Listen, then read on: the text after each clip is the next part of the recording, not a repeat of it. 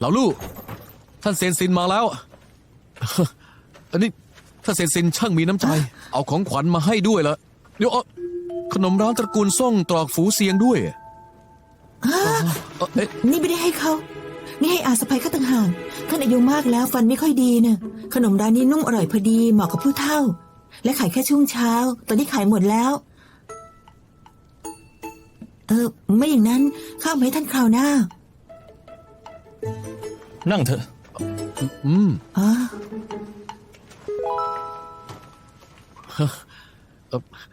ท่านนี้ซินเหมยจากสำนักซินเสียท่านเซียนซินเจ้ารู้จักสำนักซินเสียใช่ไหม1 ใน 12สำนักเซียนใหญ่เคยติดตามราชครูเผ่าจิ้งจอกกำจัดเผ่าผู้สงครามในสงครามผิงหูจนสิ้นซากเจ้าสำนักซินสงเป็นผู้บำเพ็ญตนระดับมหายานตอนนี้สำนักมีสิทธิ์เพียง2 คนท่านเซียนซินคือ1 ในนั้น เป็นอย่างไรเก่งกาจไหมยอดฝีมือนี่เองเก่งกาจจริงๆท่านนี้คือลู่หวยใต้เท้าลู่อดีตในอำเภอเว่ยของพวกเรามาจากกองทัพนองเลือดหลายปีมีผลงานจากในสนามรบมีความสามารถอย่างแท้จริงตอนนี้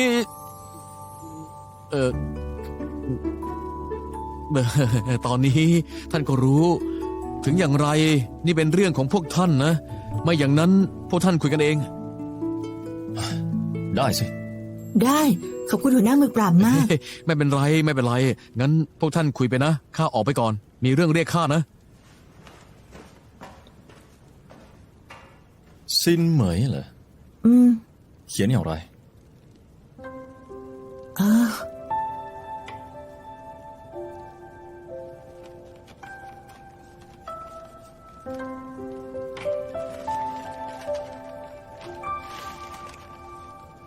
ซินเหมย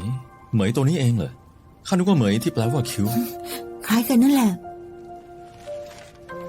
เจ้าดูอายุน้อยหน้าตาก็ดีเป็นผู้บำเพ็ญตนทำไมถึงยอมแต่งงานกับข้าล่ะแต่งงานกับนักโทษประหารอย่างข้าชะตาไม่ดี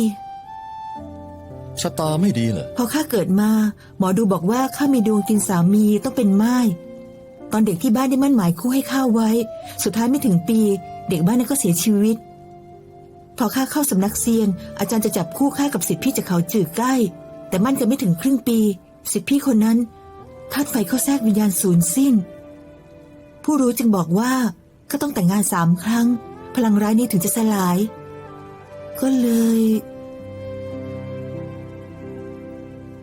เจ้ามีคนในใจแล้วเหรอเจ้าอยากให้ข้ากำจัดพลังร้ายของเจ้าเพื่อให้เจ้ากับคนในใจเจ้าได้ครองคู่กันใช่ไหมข้าเหมาะสมมากจริงๆแล้วท่านล่ะทำไมถึงอยากแต่งงานข้าไม่มีครอบครัวแล้วใกล้ตายแล้วด้วยยังไม่แต่งงานเลยข้ากลัวว่าหากข้าตายไปไม่มีใครจำได้พอช่วงเทศกาลไม่มีใครจุดธูปเผาเงินให้เป็นอย่างไรอะไรข้าเป็นอย่างไรถูกใจเจ้าไหม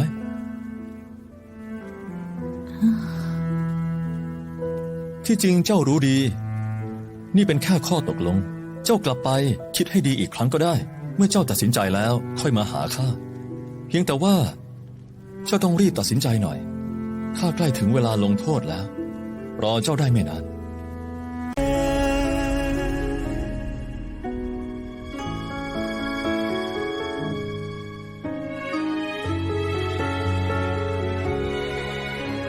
พอแล้ว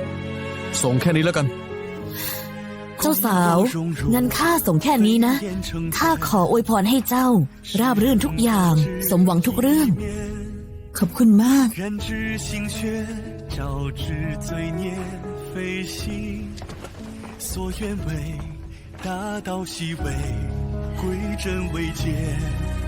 ค่อยๆเดินตามข้ามา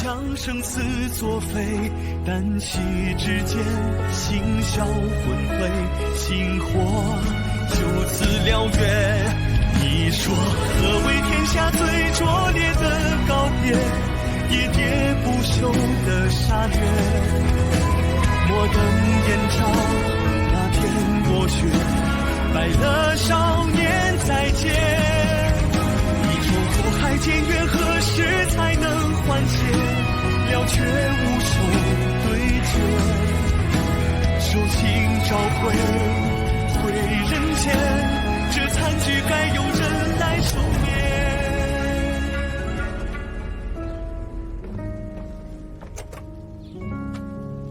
เส้นผมดำพันเกลียว ผูกผมร่วมชีวิต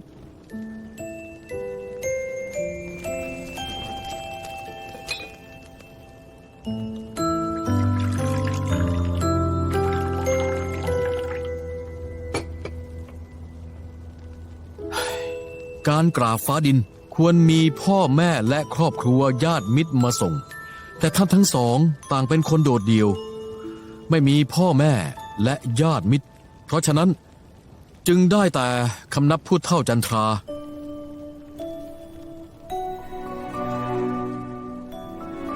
ถึงเลิกแล้วสัญญาจนผมขาว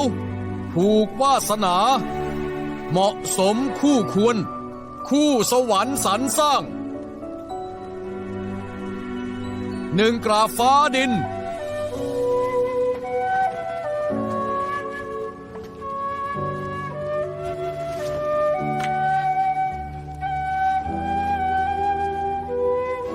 สองกราบพ่อแม่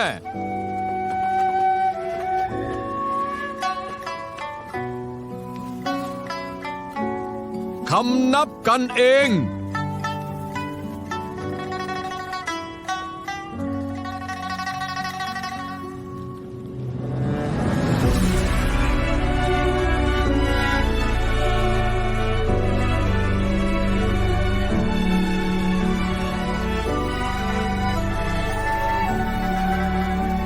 สินเหมย ขอบคุณมาก ขอบคุณเช่นกัน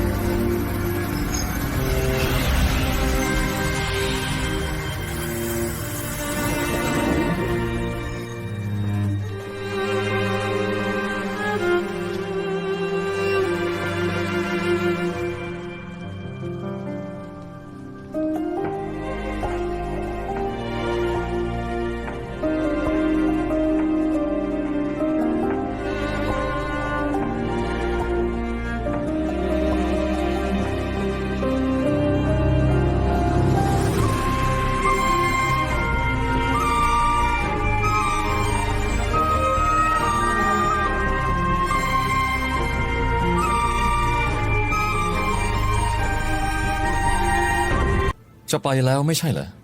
ใช่จะไปแล้ว เรื่องที่อาจารย์สั่งยังไม่เสร็จ ช้าอีกไม่ได้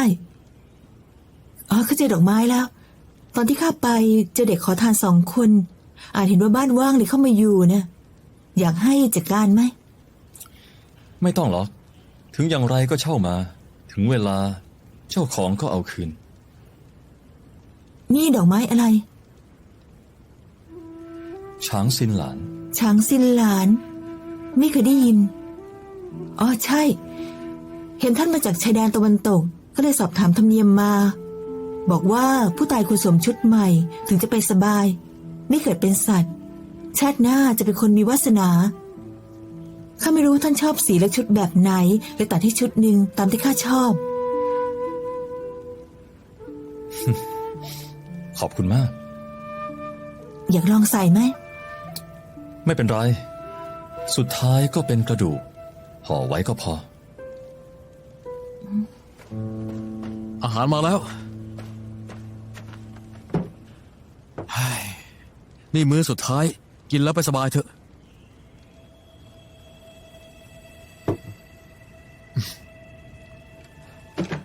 แค่ทำตามหน้าที่ ทำไมไม่กินล่ะ ไม่อยากกิน แต่เท้าลูก คดีของท่านไม่ได้ถูกใส่ร้ายเหรอ ทุกคนเห็นพ้อง จะใส่ร้ายอย่างไร ข้ารู้สึกว่า ท่านไม่เหมือนคนไม่ดี ศาลต้าลีตัดสินความผิดให้ข้ารับโทษ ขุนนางต่างพากันเขียน ฎีกากล่าวโทษมากกว่า100 ฉบับ ชาวบ้านข้างนอก ก็เดาว่าข้าเป็นขุนนางกังฉิน เจ้าได้ยินแล้วทำไมยังคิดว่าข้าไม่เหมือนคนไม่ดีล่ะ คำคนบิดความจริงยิ่งทำลายคน แม้เราไม่ค่อยรู้จักกัน แต่ข้ารู้สึกว่าท่านต่างจากสิ่งที่คนพูด ถ้าท่านโลภมากขี้ขลาดจริงทำไมไม่ขอให้ข้าช่วย อย่างไรในสายตาคนข้าก็เป็นผู้บำเพ็ญท่านไม่อยากอยู่แล้วเหรอ รู้คนรู้หน้าไม่รู้ใจ เจ้าเพิ่งรู้จักข้าจะเข้าใจแค่ไหนเชียว อย่าเชื่อใจใครง่ายๆใจคนซับซ้อนเทียบกับการบำเพ็ญยากคาดเดายิ่งกว่าระวังไว้หน่อย ย่อมเป็นเรื่องดี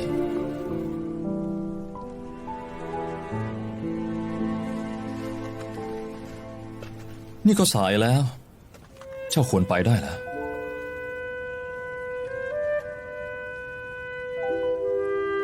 活着，做着，让我尝尽血肉的人生，让我有无畏红尘。时间冷暖容我同存，ยาหมู่3 เครื่องแล้ว 感梦不白 ประหาร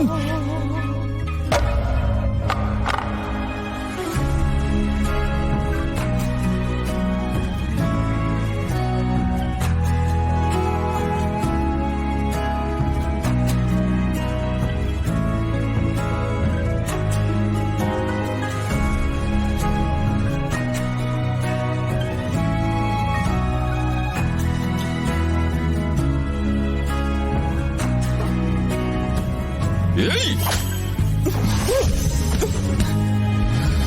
我练就一尊最三根，让我有缤纷灵魂，让金钱豹的疼痛来为我活着，做着，让我尝尽血肉的人生，让我有无畏红尘，让世间冷暖容我同存，我敢风敢梦。我练就一尊最三根，让我有缤纷灵魂，让金钱豹的疼痛来为我活着，做着，让我尝尽血肉的人生，让我有无畏红尘，让世间冷暖容我同存，我敢风敢梦。畅快尘。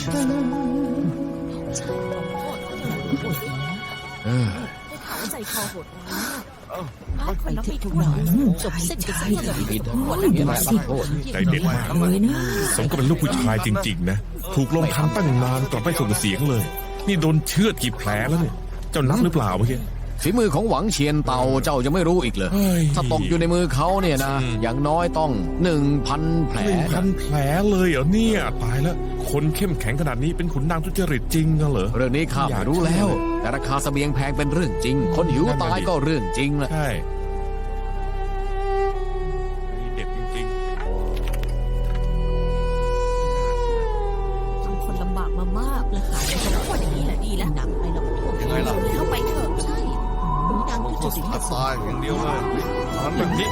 มาตกเหรอ โอ้ยหิมะตกตอนนี้โอ้โหต้องมีความอายุติธรรมหิมะไม่ควรตกเวลานี้นะเนี่ย เกิดอะไรขึ้นฮะหิมะตกตอนนี้ต้องมีความอายุติธรรม ตกหนักมากเลย หิมะตกหนักมากเลยนี่ดูสิเนี่ยฮะเห็นไหมต้องมีความอายุติธรรมแน่นอนเลยนะแม้แต่สวรรค์ก็ทนไม่ได้เฮ้ยแย่จริง ไม่ได้เลย หิมะตกแล้ว ถ้าว่างั้น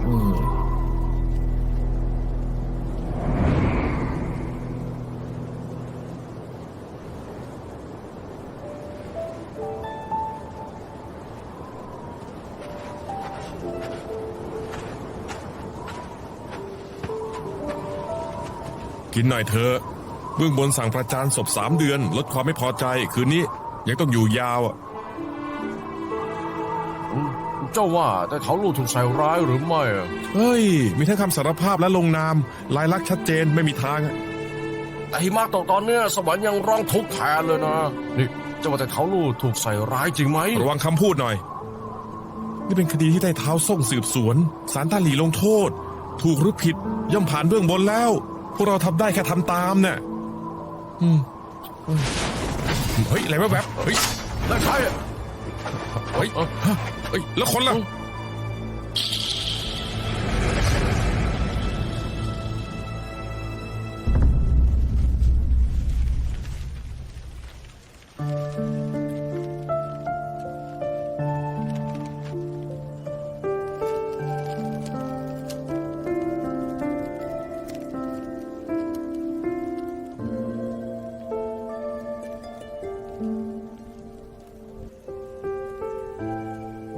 อาจารย์บอกว่าข้าเป็นคนสำนักเซียน หากต้องการบรรลุ ต้องมีจิตใจมั่นคง ไม่แปดเปื้อนโลกีไม่ผูกพันเหตุและผล แต่ลงเขาครั้งนี้ ได้ทำผิดกฎ บังคับวาสนากับท่านข้าเสียใจ แต่ผลร้ายเกิดขึ้นแล้วมิอาจย้อนกลับ ได้แต่ก้าวต่อไปได้เท่าลูกข้าต้องไปแล้ว ต้องไปเอายาให้อาจารย์ แต่ท่านวางใจได้ข้าจะเผากระดาษให้ท่านอยู่ข้างล่างอย่างมั่งคั่งสงบสุข อีกอย่างคนที่ฝังอยู่รอบๆและเป็นญาติข้าพวกเขาใจดีอบอุ่น เชื่อว่าพวกเขาต้องดีต่อท่านอยู่ร่วมกันอย่างดีแน่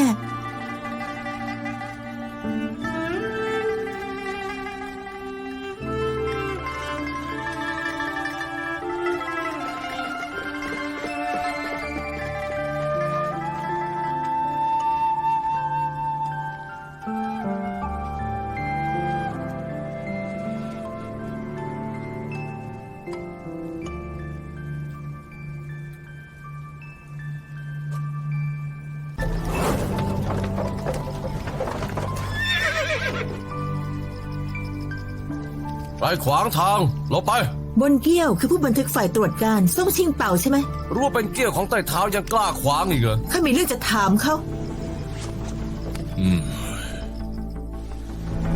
ชื่อถูกหรือไม่ ถูก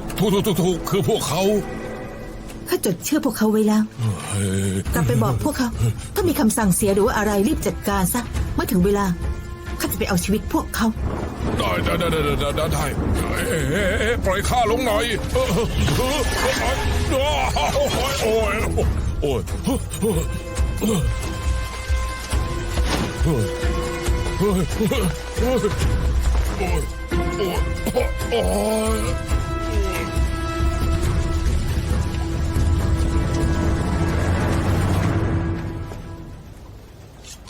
เฮ้ย ในที่สุดก็ถึง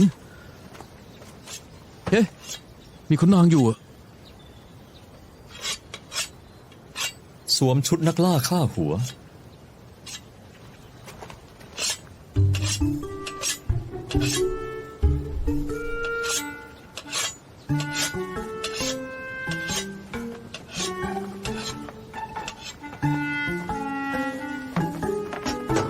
หยุดก่อน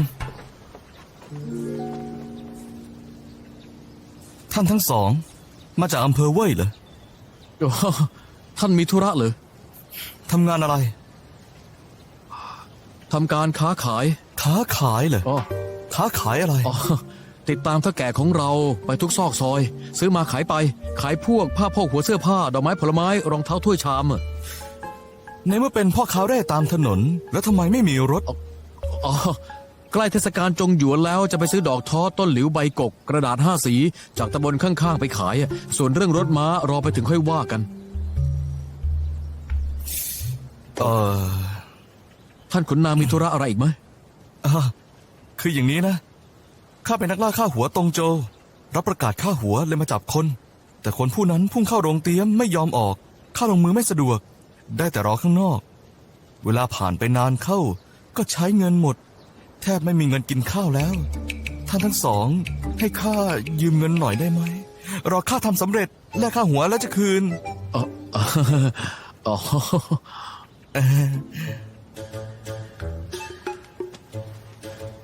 นี่ มีแค่นี้แหละ เฮ้ย มากไปครึ่งเดียวก็พอ เท่าแก่เนี้ยว่าอย่างไร อย่าให้ตาย ต้องชดใช้เงิน ได้เลย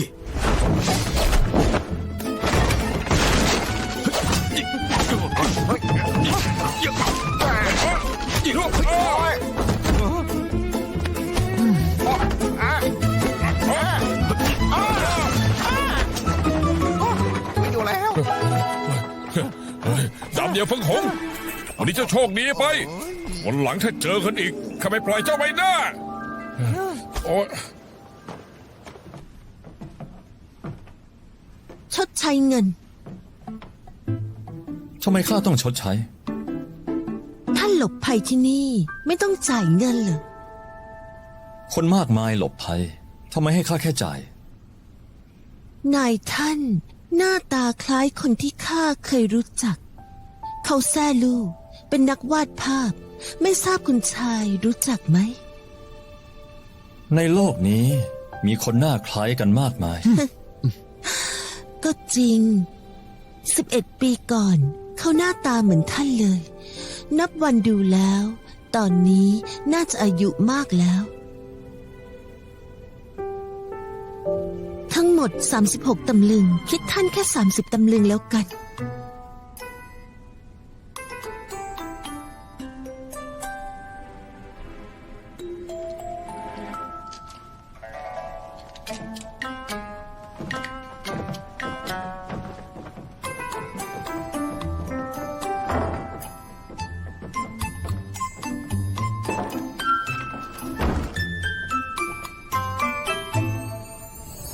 ดาบเดียวเฟิงหง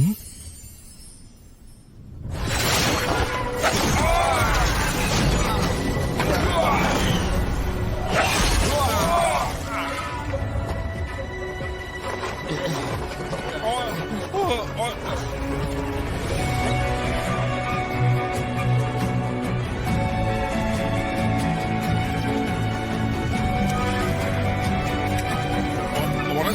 นะ เจ้ายอมรับผิดไหม ข้าคือผู้บัญชาการจินหมิงแม่ทัพทหารม้าที่ฝ่าบาทแต่งตั้ง เจ้ากล้าแต่ต้องข้าเหรอ เจ้ายอมรับไหม ข้ายอมรับผิด คดีทุจริตเสบียงเหลียงเหวินจิงเจ้าสุนัขนั่นสั่งให้ข้าทำข้ารู้แต่เท้าลูกเป็นขุนนางที่ดี เพื่อช่วยประชาชนถึงใช้วิธีพิเศษ แต่ข้าไม่มีทางเลือกตาแก่เหลียงเหวินจิงนั่น บังคับข้า มีความผิด ควรประหาร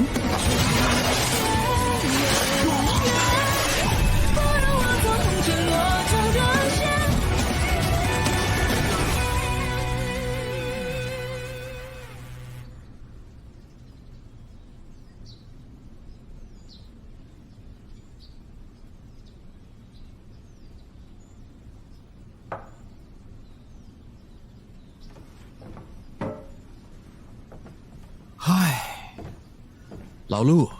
เจ้ารู้จักเท่าแก่นี้งั้นเหรอ ใช่ เพื่อนบ้านเก่า เพื่อนบ้านเหรอทำไมข้าจำไม่ได้อะ ช่วงนั้นเจ้าไม่อยู่ ข้าไปไหนเหรอ ใครจะรู้เจ้าไปไหน ข้าไปไหนกันนะเฮ้ยแต่ข้ายังคิดว่า แม่นางซินน่ะเป็นคนดี นิสัยดี จริงใจสำคัญที่สุดคือ พวกเจ้าแต่งงานกันแล้ว ไม่ได้แต่งจริงเสียหน่อย ก็แค่ทำเพื่อพันธสัญญาเลือด พูดแบบนี้เหมือนชายไร้หัวใจใช้แล้วทิ้งจริง ๆ เจ้าเป็นเลือดผสมเผ่าผู้สงครามกับมนุษย์ ร่างกายบกพร่อง5 ประการ อยากพ้นทันเทพมาเกิดเป็นมนุษย์ ต้องผ่านด่านทั้ง เปลี่ยนหนังเปลี่ยนเนื้อเปลี่ยนกระดูกเปลี่ยนเลือดเปลี่ยนหัวใจแต่ละด่านผ่านความเป็นตาย ต้องหาญาติสายเลือดชิดทำพันธสัญญาเลือดเชื่อมต่อห่วงแห่งจิต ถึงจะช่วยมอบโอกาสรอดชีวิตให้กับเจ้า ตอนที่เจ้าใกล้ตาย เจ้าไม่มีญาติจึงต้องหาคนแต่งงาน และทำพันธสัญญาเลือดกับเจ้า แล้วอย่างไร ดังนั้นการแต่งงานเป็นเรื่องจริง สวรรค์ยังยอมรับ แล้วทำไมเจ้าไม่ยอมรับ อีกอย่างแม่นางซินก็เป็นคนดีทำไมไม่ชอบนางเลย ใครอะเอ้าคนละ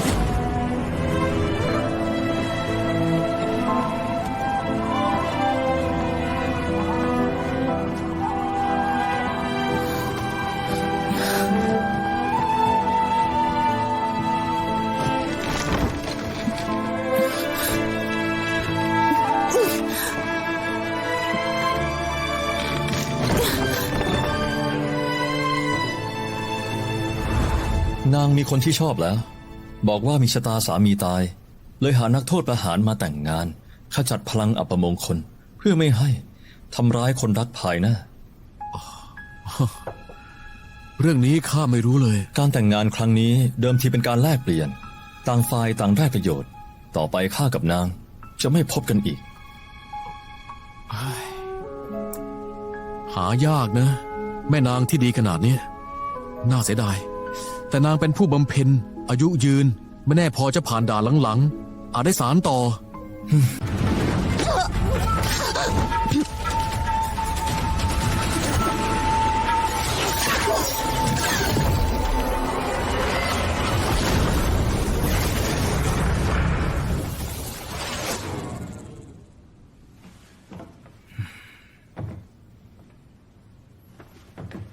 โอ้ย โอ้เป็นเพียงมนุษย์ จะกลับรับฝ่ามือเข้าได้เจ้าหนุ่มไม่เลวเลยเนี่ย เขารับฝ่ามือท่านได้ คงบรรลุขั้นไร้ลักษณ์แล้ว เซียนกับมนุษย์ต่างกันไม่ใช่คำพูดลอยๆต่างกันคำเดียวห่างชั้นลิบลับ แต่เจ้าหนุ่มข้าขอเตือนเจ้าหน่อย วันหน้าจะทำตัวเด่นต้องประมาณกำลังของตนเอง ไม่ใช่ศิษย์สำนักเซียนทุกคนจะยอมความกันง่ายๆนะถ้าเถอะที่เรื่องเข้าใจผิดนี่นะยาบำรุงปราณนี้ ถือว่าขอเข้ามาย าบำรุงปราณเป็นของดีนะ นอกจากรักษาอาการบาดเจ็บยังเพิ่มพลังบำเพ็ญเท่าแก่เนี้ยได้กำไรแล้ว นางปีศาจเจ้าก็ไม่ได้ดีอะไรหรอก ดูไม่ผิดจริงๆ มีฝีมือนี่ ครั้งนี้จะปล่อยไป เจอกันคราวหน้า ให้ข้าได้เห็นฝีมือหน่อย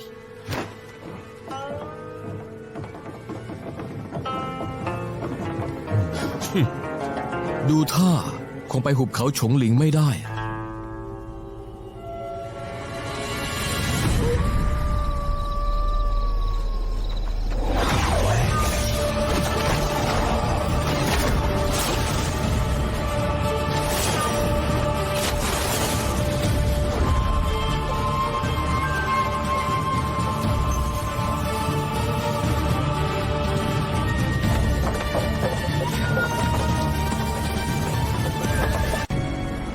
ถ้ามีกายเต่าแต่กำเนิด และร่างวิญญาณบริสุทธิ์มาเพียรมา60 ปี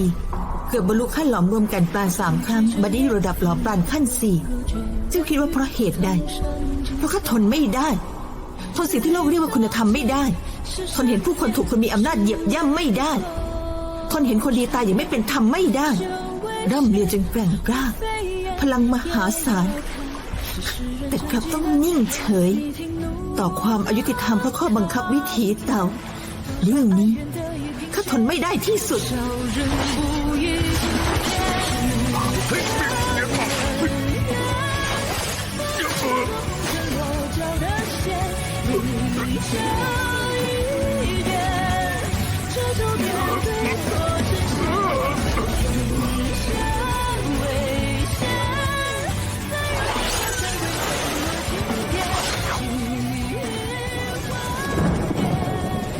ที่นี่เป็นหลุมฝังศพจริงๆเสียดายไม่ใช่ของข้าแต่เป็นของเจ้า彩色的日月图案。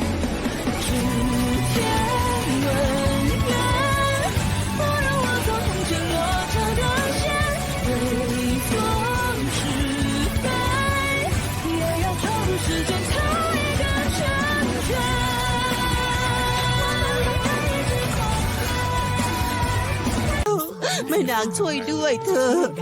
ขอร้องล่ะ สิแม่นางทำอะไรน่ะเอาสิทำรักษาได้เหรอจะช่วยได้จริง เหลนซิน โอ้ยฟื้นแล้วฟื้นได้ยังไงอะหมอเทวดาเหรอเนี่ย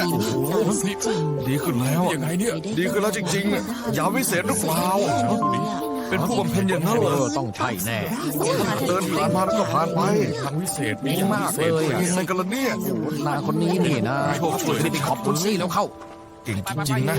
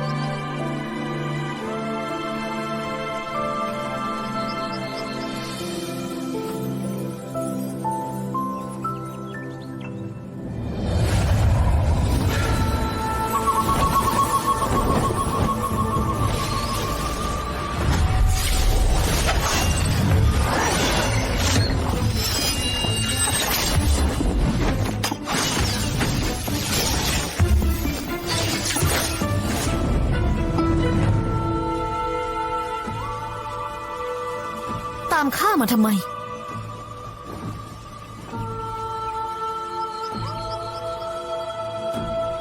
อย่าตามมาอีก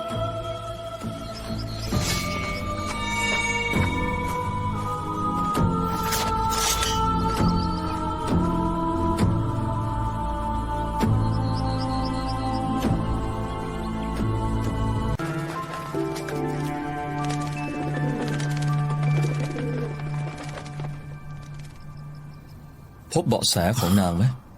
ไม่พบเซียนซิน แต่เจอบางอย่างเข้า เจ้าทายสิว่าข้าเห็นใคร พวกผู้บำเพ็ญที่โรงเตี้ยมเหรอ มาอีก2 คน คนหนึ่งเป่าคลุยแล้วก็นางปีศาจที่หยอกกับเจ้า แต่ว่าไม่ต้องห่วงหรอก ขนาดฝูงนกของข้ายังหาเซียนซินไม่พบเลย พวกเขาก็อย่าหวังว่าจะหาพบเลย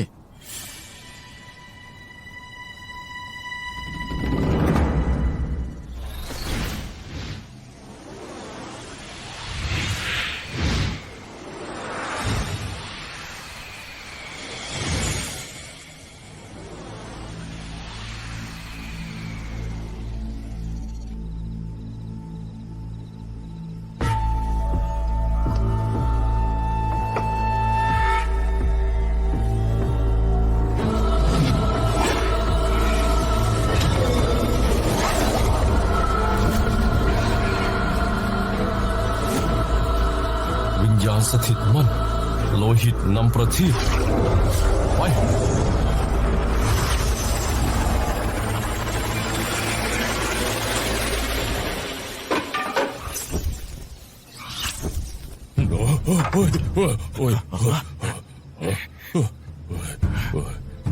เกิดอะไรขึ้นเหรอฮะ แต่เท้าข้าไปดูเองฮะแต่เท้าไม่ต้องกลัว เสียนไร้อาคมอยู่ โอ้ดี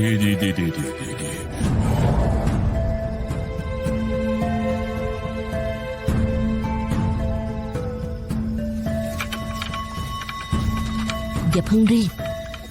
เดี๋ยวก็ถึงตาเจ้าออกโรง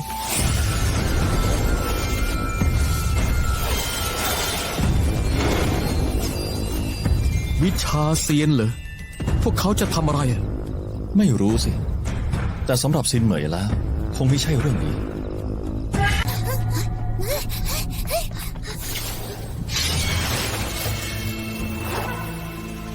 นี่มันคือสำนักเทียนหยวนเหรอ ไม่ใช่ เจ้ารู้จักสิพี่ไปจงอิงไหม เจ้าจะสู้ไหม ไม่สู้ข้าจะไปแล้ว รนหาที่ตาย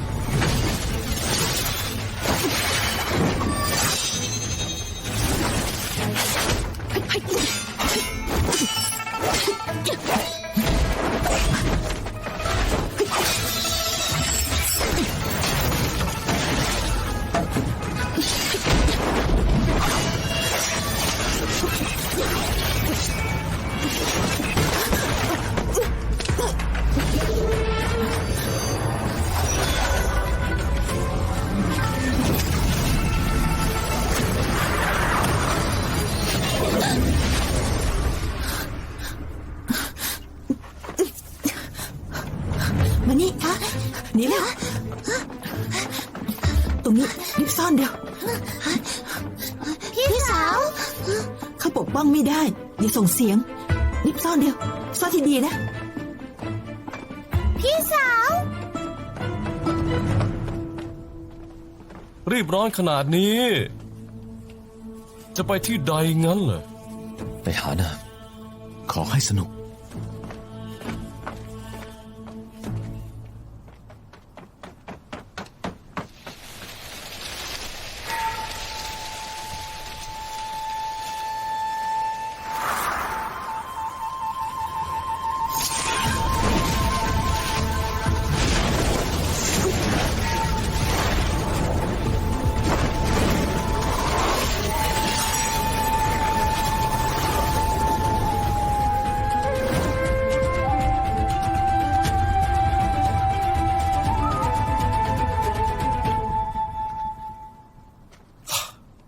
แค่ข้าหลอมปราณคนหนึ่งต้องให้ลงทุนขนาดนี้ข้าว่าเจ้ายอมจำนนเถอะเวลาข้ามีจำกัด อาจารย์ยังรอข้ากลับไป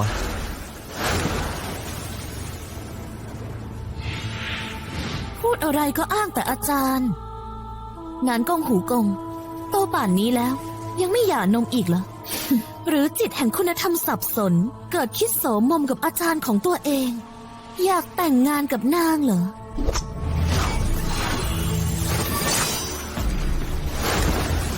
เซียนน้อยอย่ากลัวไป ข้าไม่ได้จะทำร้ายเจ้า เพียงแต่เจ้าฆ่าคนสำนักของข้าและทำลายของวิเศษ ข้าต้องพาเจ้ากลับไป เพื่ออธิบายกับสำนัก เจ้ากับท่านกุย อยู่สำนักเดียวกันเหรอ ใช่แล้ว แต่ข้าไม่อยากแก้แค้น แค่จำเป็นต้องจัดการเจ้า ตามคำสั่ง มิสู้ เจ้ายอมไปกับข้าเถอะ ข้ารับรองศพจะอยู่ครบ พวกเดียวกันสินะ พูดดีด้วยก็ไม่ฟัง คงต้องใช้กำลังแล้วล่ะมั้ง ท่านนี่น่าจับตามองจริงๆ ทำลายค่ายกลของข้า หักหน้าสำนักเซียน ตอนนี้ยังคิดช่วยแม่นางพูดนั้น หรือว่าจงใจหาเรื่องข้าเลย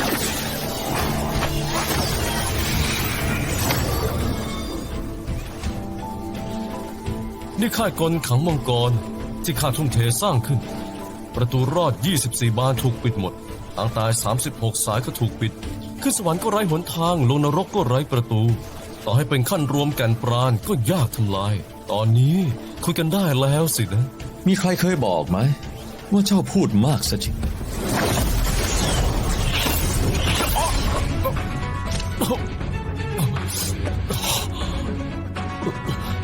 ท่านอยู่ข้างไหนกันแน่ ไม่เคยนับ แต่ทำลายค่ายกลเพียงพอ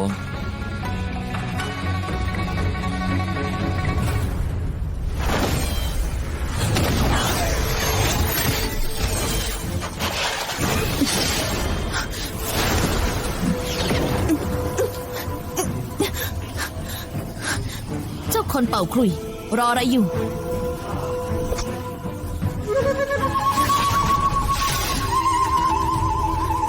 โง่ชะมัด แค่นี้ยังไม่โดน ไม่มีเจ้า จับนางได้นานแล้ว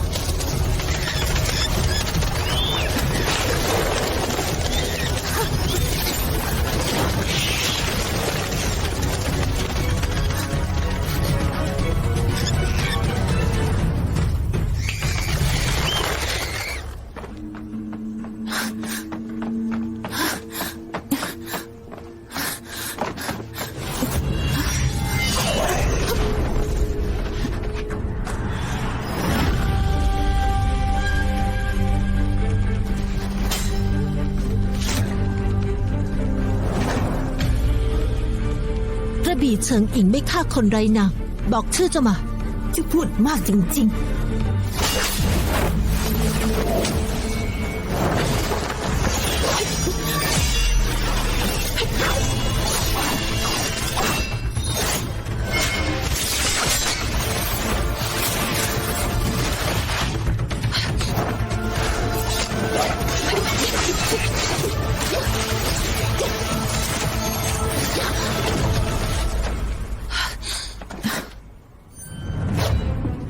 ละเมิดจิตแห่งคุณธรรม มายุ่งเรื่องทางโลก เดิมสมควรตายทำให้เราต้องลงมือ ยิ่งผิดเกินอภัย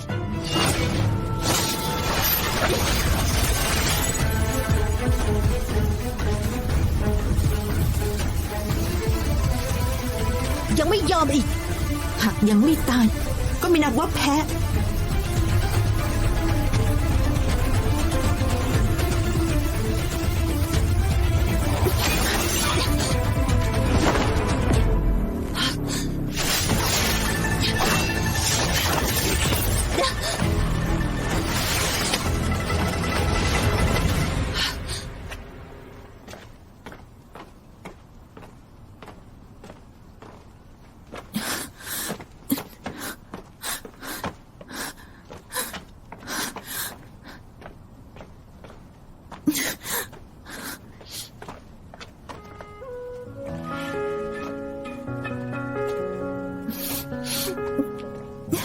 破皱纹缠身，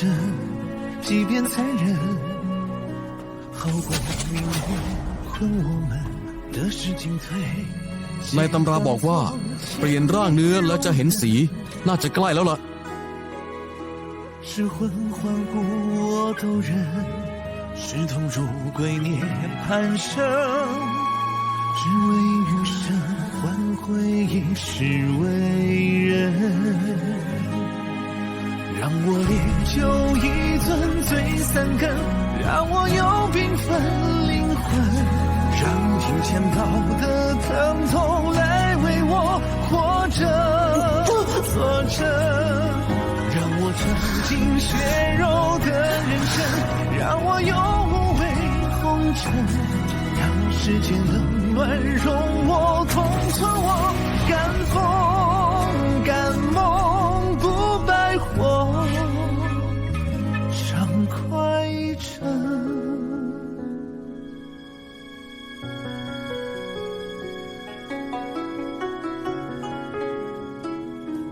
破皱纹缠身，即便残忍，好过命运困我们的是进退，截断错千年容忍。 คำคนบิดความจริงยิ่งทำลายคน แม้เราไม่ค่อยรู้จักกัน แต่ข้ารู้สึกว่าท่านต่างจากสิ่งที่คนพูด ถ้าท่านโลภมากขี้ขลาดจริงทำไมไม่ขอให้ข้าช่วย อย่างใดในสายตาคนข้าก็เป็นผู้บำเพ็ญท่านไม่อยากอยู่แล้วเหรอ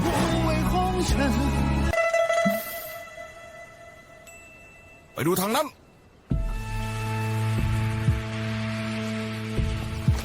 นี่ ตามหาข้าอยู่เหรอ นั่นไงนาง ตามไป หยุดนะ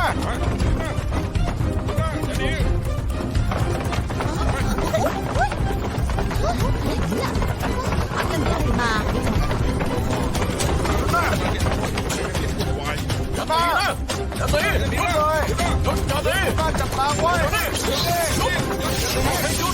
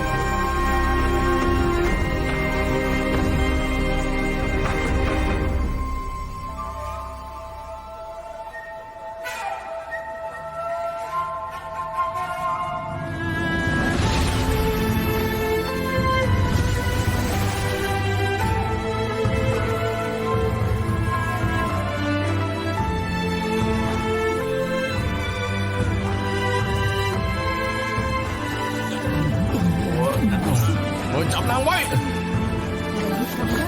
อย่าหนีจับนางไว้หนีได้ไม่ได้ไม่ได้เสียมันเก่งกาจขนาดนี้เชียวนางจะออกจากเมืองแล้วตามต่อไป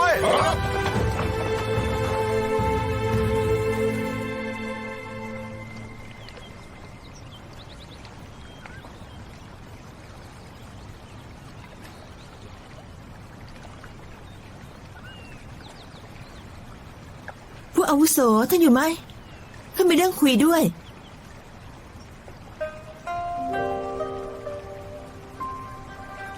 ตั้งแต่เข้าสำนักมา อาจารย์ที่ข้ากล่าวปฏิญาณเขาบอกว่าผู้บำเพ็ญตนหากอยากเข้าสำนัก ต้องสาบานด้วยจิตคุณธรรม สิทธิ์สิ้นไหม สาบานนะที่แห่งนี้ข้าสมัครใจละทางโลก เข้าสู่สำนักเซียน จากนี้จะตั้งใจบำเพ็ญเพียรเข้าถึงสัจธรรม เริ่มดีจบดี ไม่ยึดติดสิ่งของ จะไม่ใช้วิชาเซียน ยุ่งเรื่องทางโลกก่อกวนโลกมนุษย์ หากผิดคำสาบานจิตถูกทำลาย ยากจะเลื่อนขั้น แต่เมื่อถึงเวลาเช่นนี้ข้าอดใจไม่อยู่ อาจารย์บอกว่าข้าอารมณ์ร้อนเกินไป แต่เมื่อข้าถามตัวเองข้าไม่ใช่ระงับความโกรธไม่ได้ แต่มีเรื่องที่คิดไม่ตก บันไดสวรรค์พังแล้ว ผู้บำเพ็ญตนยากจะเป็นเทพได้ ที่พวกเราบำเพ็ญเพียรสุดท้ายแล้วเพื่ออะไรกัน คนสำนักเซียน ทุกคนมีพลังที่ยิ่งใหญ่ กลับซ่อนในป่าเขาเมื่อเป็นเทพไม่ได้เป็นมนุษย์ไม่ได้ ไม่ช่วยฝ่ายใดไม่ยุ่งฝ่ายใดงั้นเราบำเพ็ญเพียรสิ้นสุดที่ใดจิตแห่งคุณธรรมมาจากที่ใดผู้อาวุโสหากท่านรู้คำตอบชี้แนะข้าได้หรือไม่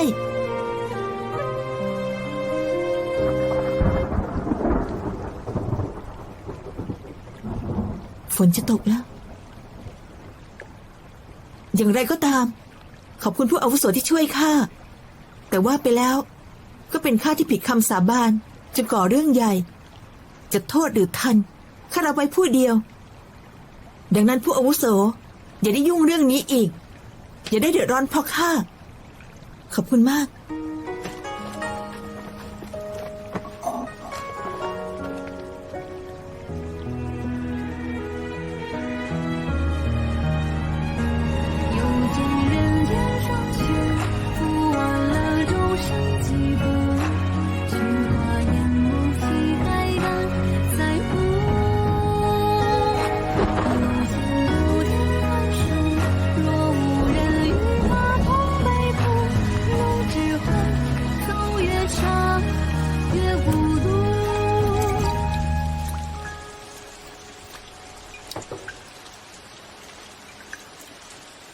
ไม่ต้องรองแล้วปล่อยให้มันรั่วเถอะอย่างไรพรุ่งนี้ก็จะไปแล้วนะ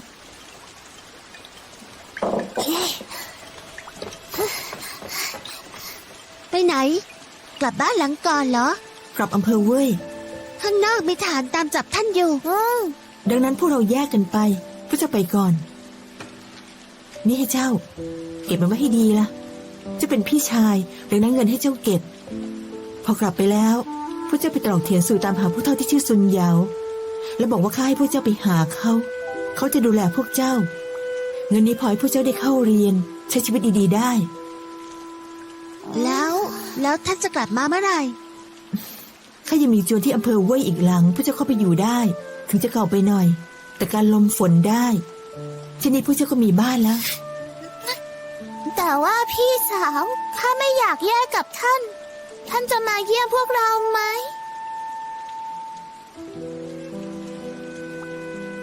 รีบพักผ่อนเถอะพรุ่งนี้ต้องเดินทาง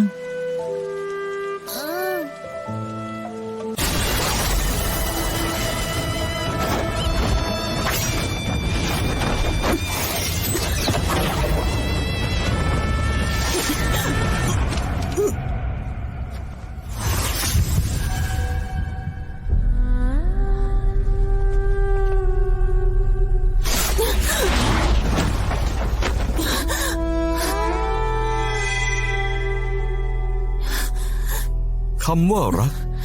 ทำร้ายทุกคนน่าเวทนาจริง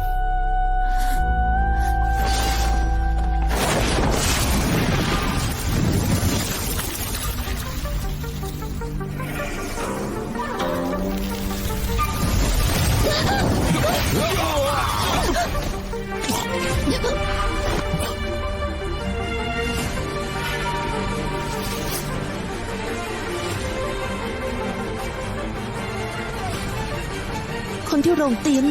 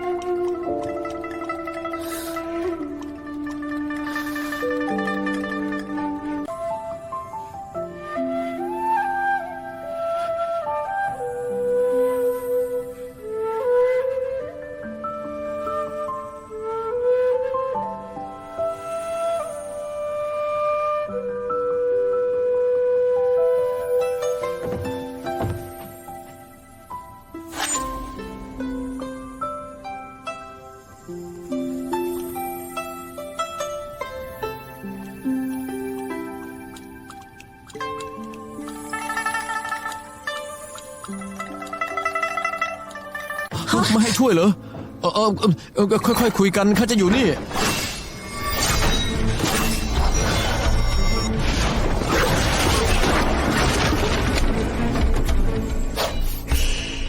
แม่นางซิน ท่านตายไปแล้วนี่ ดูท่าจะตายไม่สนิทงั้นข้าส่งท่านเอง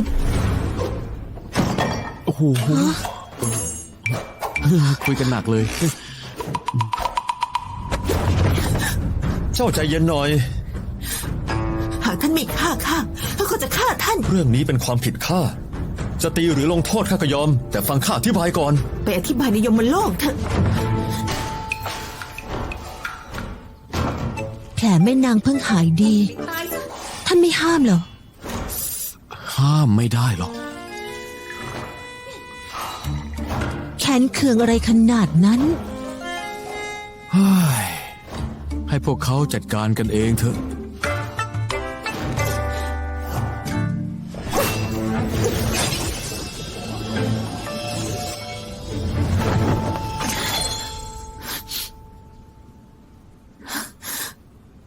ยังจะสู้อีกไหม ได้ ในเมื่อขยับไม่ได้งั้นจะฟังท่านแล้วกัน ในวันประหารข้ายังไม่ตาย ไม่ควรเริ่มตรงนี้มั้งแต่เท้าลูก ที่เมืองหลวง คนที่แอบช่วยข้าหลายครั้ง ก็คือท่านในเมื่อท่านมีความสามารถเหตุใดถูกจำคุก แล้วเหตุใดถึงยอมถูกจับ โดนแล่เนื้อเถือหนัง ข้าย่อมมีเหตุผล ย่อมมีเหตุผลเหรอ ได้ แล้วก็ถามอีกครั้ง ท่านรู้จะไม่ตาย แล้วเหตุใดแต่งงานกับข้า เหตุใดถึงพูดคำเหล่านั้น ให้ข้าคิดว่าท่านจะตาย ทำให้ข้าเป็นห่วง เจ็บใจแทนท่าน แก้แค้นให้ท่าน ข้าคิดไม่ถึงว่าเจ้าจะท ช่างคิดไม่ถึงดีจริง มีฝีมือสิเปล่า กลับปล่อยให้คนใส่ร้าย ลงโทษท่าน ให้ต้องโทษประหารทำให้คนนอกเสียดายแทน ทั้งที่ท่านจะไม่ตาย แต่กลับยังแต่งกับข้า แล้วยังสั่งเสียว่าหลังท่านตายให้จุดธูปเส้นไหว้ท่านคิดจะทำอะไรกันแน่ล้อข้าเล่นงั้นเหรอ ท่านบอกว่าจะอธิบายงั้นก็อธิบายสิข้าอยากรู้จริงๆ ตอนข้าใช้พลังน้อยนิดทวงความยุติธรรม แก้แค้นให้ท่าน เกือบเอาชีวิตไม่รอด ท่านคิดอย่างไรกันแน่น่ะรู้สึกหน้าขัน หรือรู้สึกว่าข้าโง่เขลา ำซาบซึ้งต่างหาก แม่นางซิน ข้าซาบซึ้งมาก แต่ว่าข้ามีเหตุผลที่ไม่อาจบอกเจ้าได้ มันเกี่ยวกับความเป็นความตายของข้า แต่เชื่อข้าเถอะ ข้าไม่มีเจตนาทำร้ายเจ้า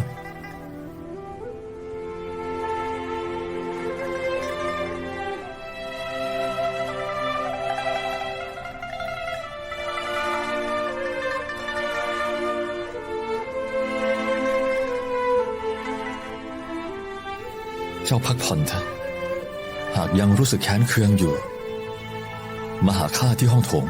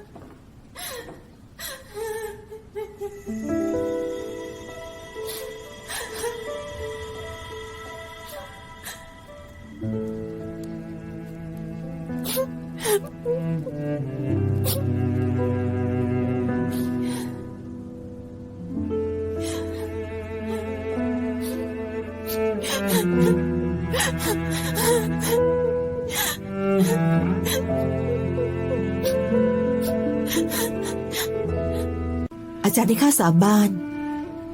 ห้ามใช้วิชาเสียแทรกแซงเรื่องทางโลกข้าโง่เกินไป คิดไม่เคยตก มักรู้สึกว่าโชคดีที่ได้เรียนวิชา ก็ควรนำไปใช้ ไม่งั้นก็เสียเปล่า แต่ เรื่องไม่เป็นธรรมมีมากเกินไป ราชสำนักดูแลไม่ทั่วข้าบังเอิญไปเจอและจัดการได้ทำไมจะไม่ทำล่ะ ดังนั้นข้าเลยทำผิดไป และทำผิดหลายครั้งแล้ว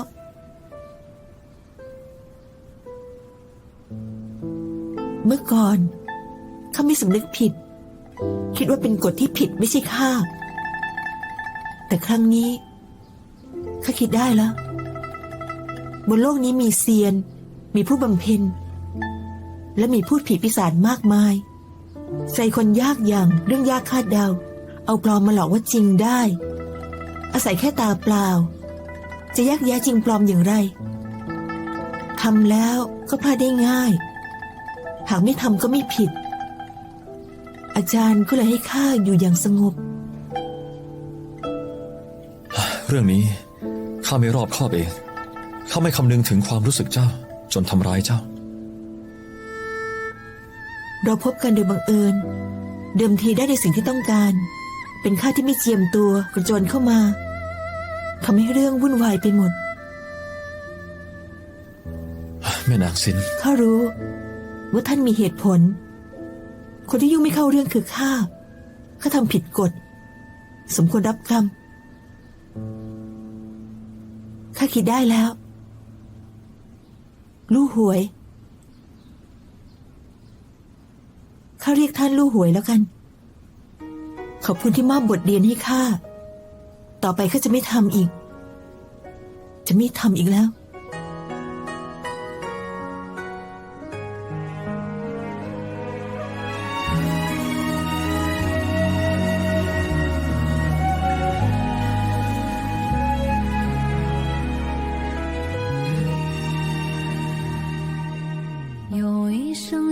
แต่เท้าลูกนับจากนี้ไปต่างคนต่างไปไม่เกี่ยวกันอีก等仙界每一步，无数的孤魂谱，可有人摘云梯断前路？烈焰金光照金熔炉，暖不尽天下寒雾。听遍真天啼哭，问离别去如。这众望的险途有一个雾，又见人间霜雪，不忘了众生疾苦。 นางเสียใจมากนะ 我偏不惧 นางไม่มีสีสันแล้ว 独行一 อะไรนะ 只 ข้าทำผิดเอง เจ้าเพิ่งจะรู้เหรอ 万民同动， เจ้าไปเถอะ เอาข้าเหรอ 与仙归 ไปไหนอะ ใช้อาคมของเจ้าลบความทรงจำของนางช่วงนี้ทำให้นางลืมลู่หวยซะ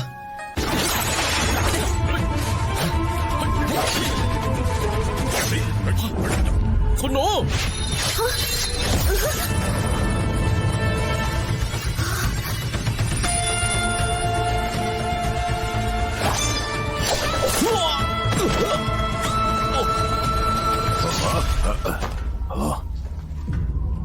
ข้าเห็นแม่นางดูอ่อนแอ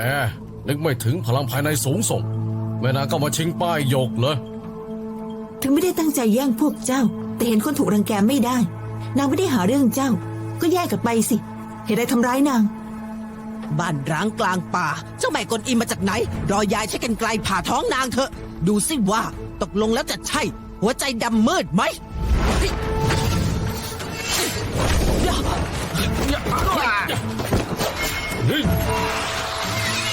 นี่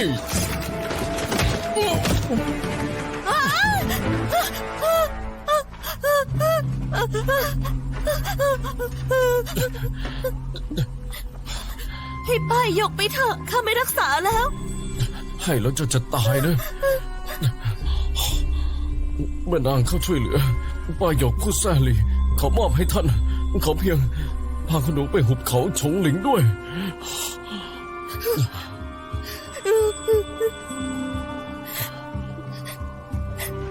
ขอร้องพวกท่านล่ะปล่อยเขาไปเถอะ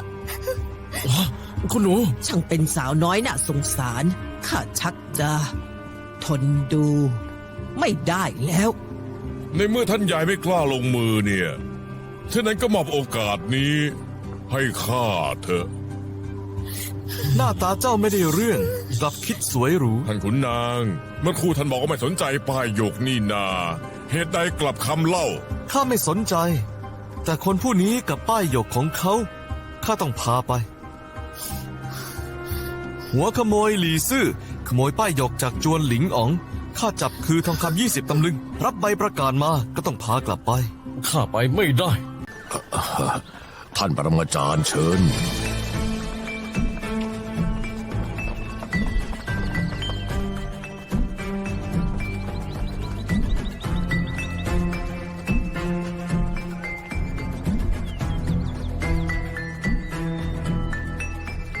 หมายความว่าอย่างไร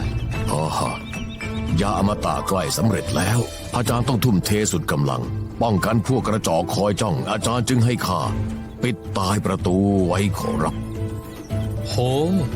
ปิดซะแน่นหนาเชียว ได้ผลเหรอ ได้ผล ในถ้ำยังตั้งศิลาสะบั้นมังกร เปิดได้จากข้างในเท่านั้น หากมีคนคิดจะบุกเข้าไปภูเขาทั้งลูกก็จะถล่ม ถึงตอนนั้นยาสลายคนสิ้นไม่เหลืออะไรเลย สู้ไทอีนี่นะ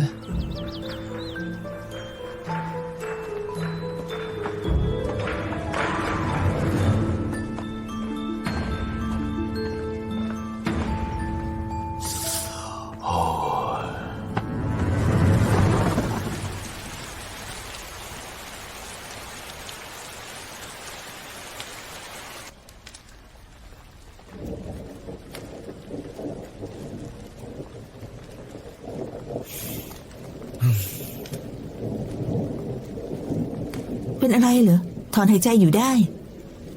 คดีของข้านี้ คงจะไม่สำเร็จแล้ว ทำไมล่ะ นางเป็นลูกสาวหลุยจิ้ง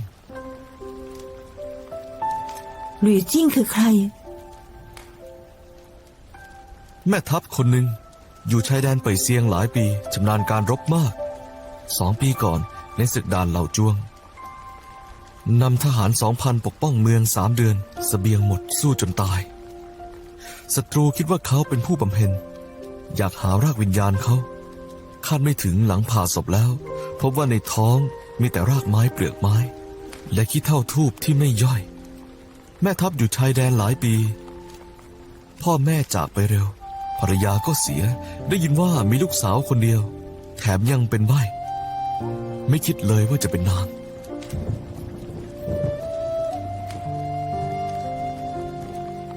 เอ๊ะ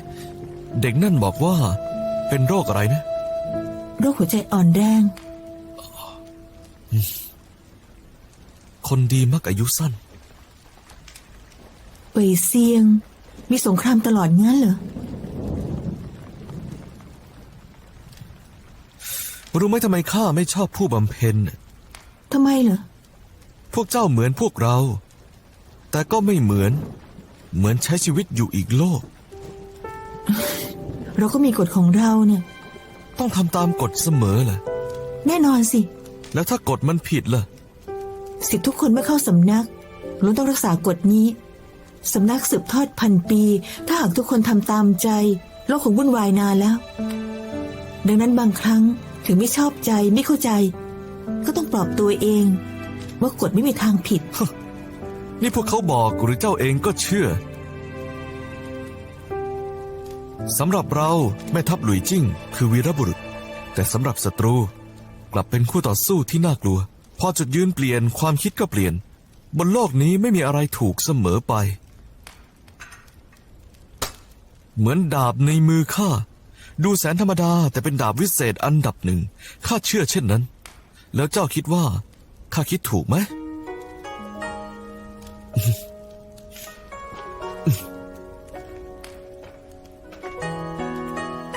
ช่างเถอะหลังจากวันนี้ถือว่าไม่เคยเจอกัน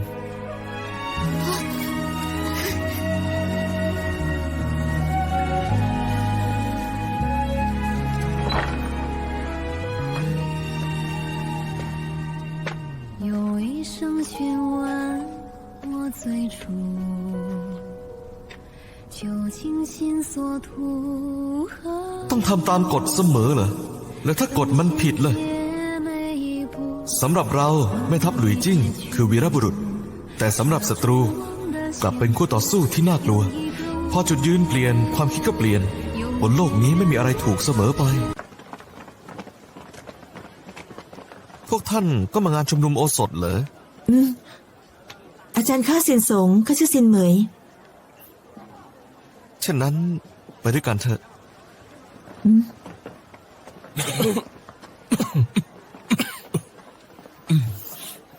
แม่นางมีธุระเลย ขอถามท่านหน่อยท่านก็นั่งเรือมาเหรอ เรืออะไรอะ เรือข้ามแม่น้ ทำไมต้องนั่งเรือ ำไม่นั่งเรือแล้วมาอย่างไรล่ะ มีสะพานนี่ มีสะพานเหรอ อืมมีสะพาน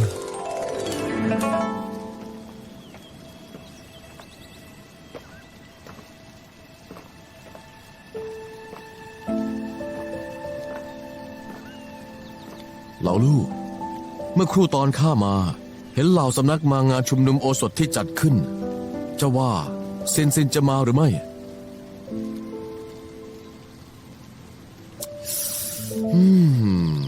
จากฝีมือของนางเนี่ยไม่น่าจะถูกส่งมาเข้าร่วมงานสำคัญนี้นะ ด้วยนิสัยอย่างซูไทอี จะกักตัวปรุงยาอยู่ในหุบเขาเหรอข้าเชื่อไม่ลง ฮะ เจ้าจะไปไหนอะ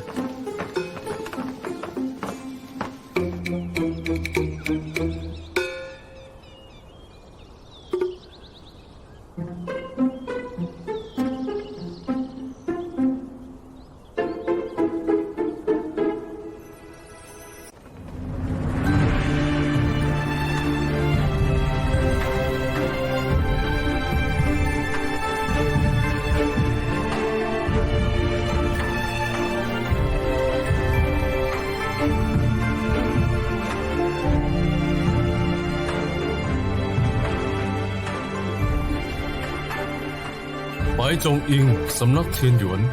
ระวังผู้อาวุโส สหายทุกท่าน หาเรื่อง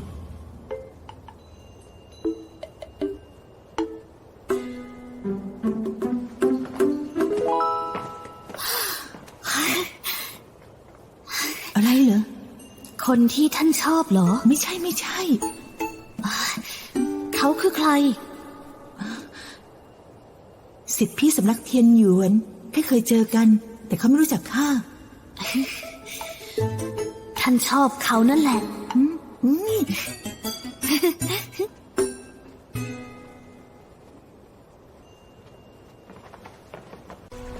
สิทธิพี่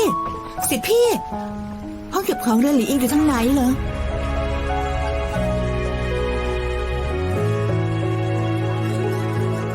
功过荣辱，飞燕成茧，世人各执一面。染指心血，照之罪孽非心。所愿为大道西为归真为戒。可有人看将生死作废，旦夕之间，心消魂飞，心火就此燎原。 สิทธิพี่ก็มางานชุมนุมโอสถเหรอ ข้าเป็นสหายของซูไทอี สหายของหมอเทวดาซูฉันนั้นเรียกท่านว่าผู้อาวุโส ซินเหมยจากสำนักซินเสียท่านนามว่าอะไรเหรอ ลู่เชียนเฉียว เชียนจากมหาศาล เฉียวจากต้นไม้ใหญ่ ที่แท้เป็นผู้อาวุโสลูกอะตรงนี้ข้าจำได้ท่านไม่ต้องส่งข้าแล้วล่ะ ขอบคุณผู้อาวุโสข้าขอตัวก่อน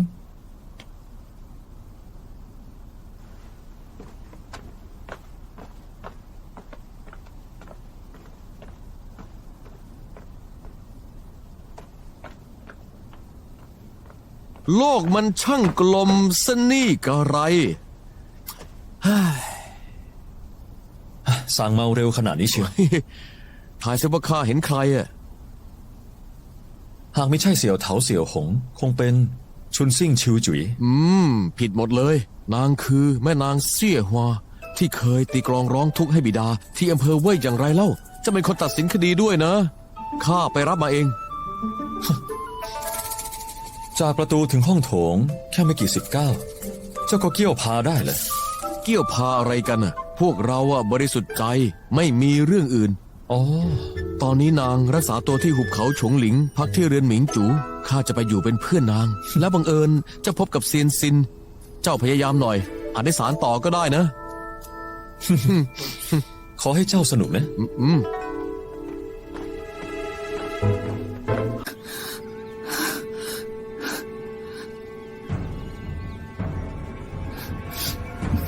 ทำไมเหงื่อออกเยอะขนาดนี้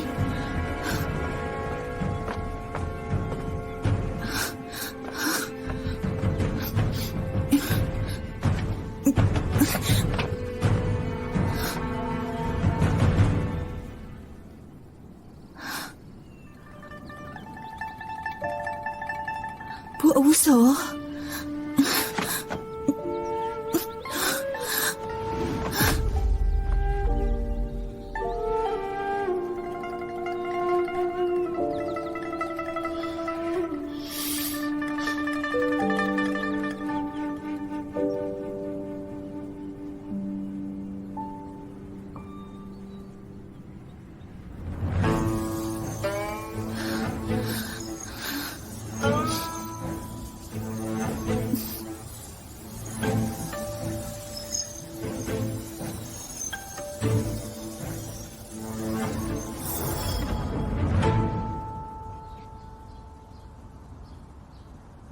อาจารย์นี่ท่านช้าหน่อย มีใครอยู่ไหม มีใครอยู่ไหม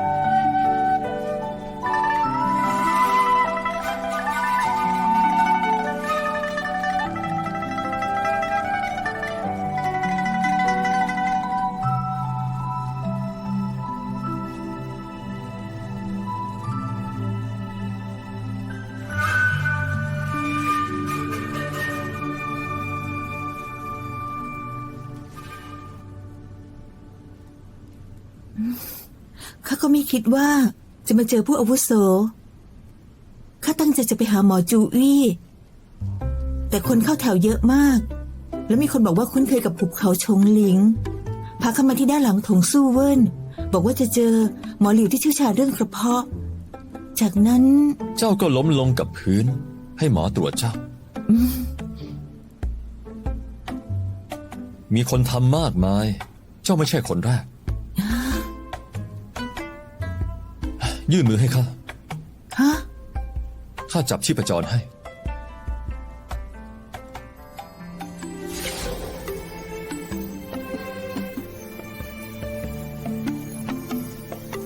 ผู้อาวุโสรู้วิชาแพทย์เหรอ รู้บ้านเนี่ย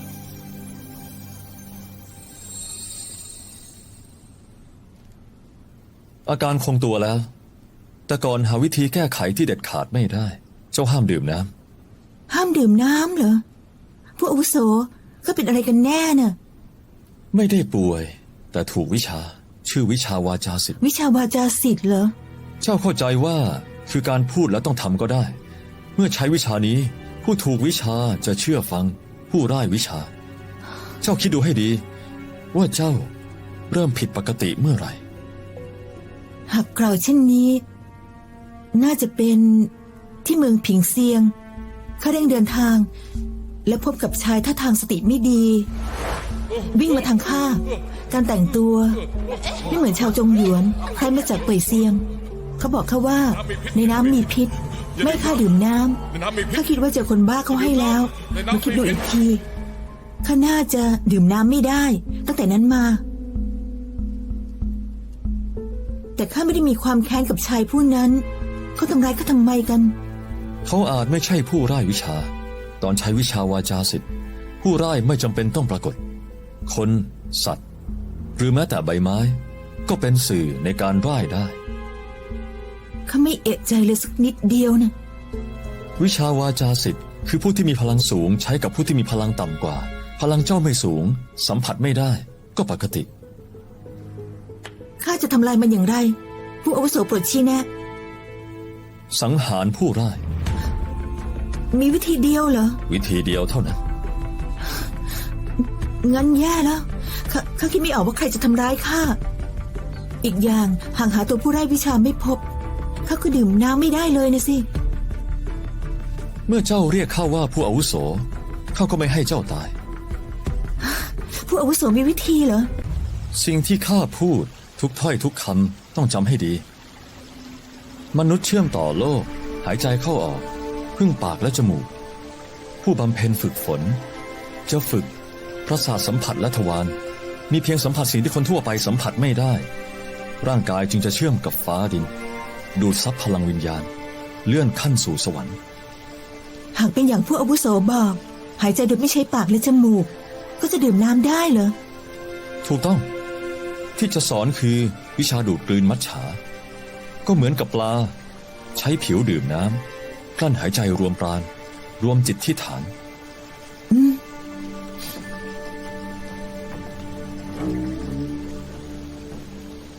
โคจรลมปราณผ่านจุดเหอกู่ปิดชีพจรหัวใจ โคจรตามเส้นลมปราณทั่วร่าง ให้พลัง รวมตัวอยู่บนผิวหนัง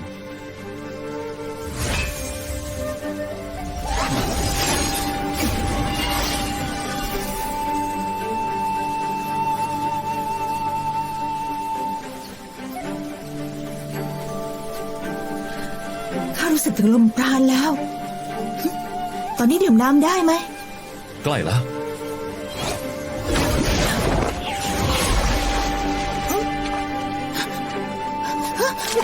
ผู้อาวุโสผู้อาวุโส อย่าลน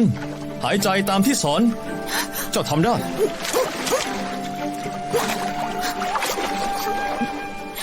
ไม่นะ ไม่ได้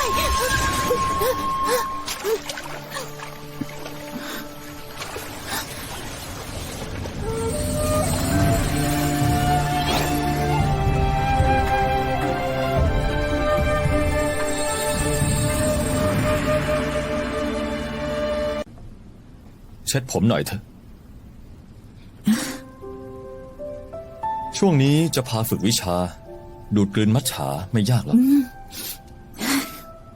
ผู้อาวุโสท่านว่า หลังข้าฝึกวิชาเป็นแล้ว ก็ไม่ต้องดื่มน้ำแล้วใช่ไหม ตอนนี้เจ้าหิวน้ำไหม เหมือนไม่หิวแล้ว ไม่หิวแล้ว ขอบคุณท่านที่ช่วย ซินเหมยจะไม่ลืมเลย ภายหน้ามีเรื่อง บุกน้ำลุยไฟข้าก็พร้อมทำ ไม่ต้องไปบุกน้ำลุยไฟหรอก รีบฝึกวิชาให้เป็น ประหยัดแรงข้าวกว่าเยอะ ขอบคุณท่านมาก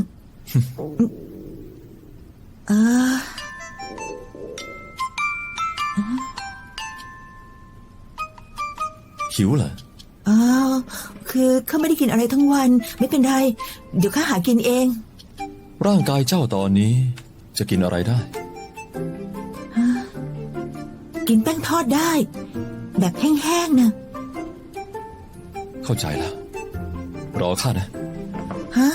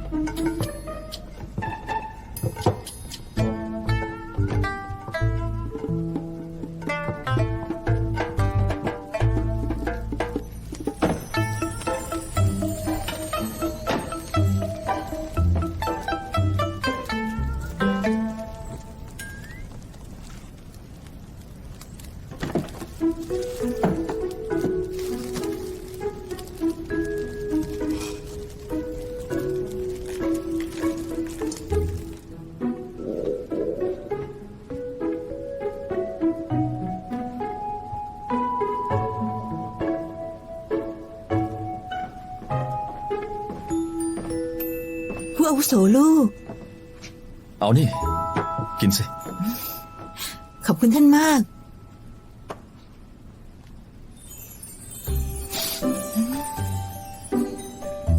เป็นอะไรไป ไม่เป็นไร ผู้อาวุโส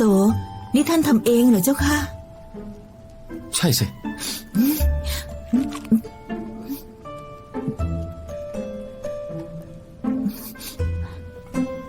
หรือว่าไม่อร่อยเลย เปล่าเจ้าค่ะ อร่อย แค่เค็มไปหน่อยนะ เดี๋ยวข้าทำให้ใหม่ ไม่ต้อง เสียของเปล่าๆ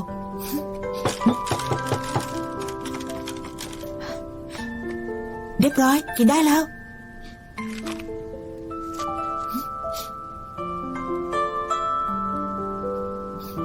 อร่อย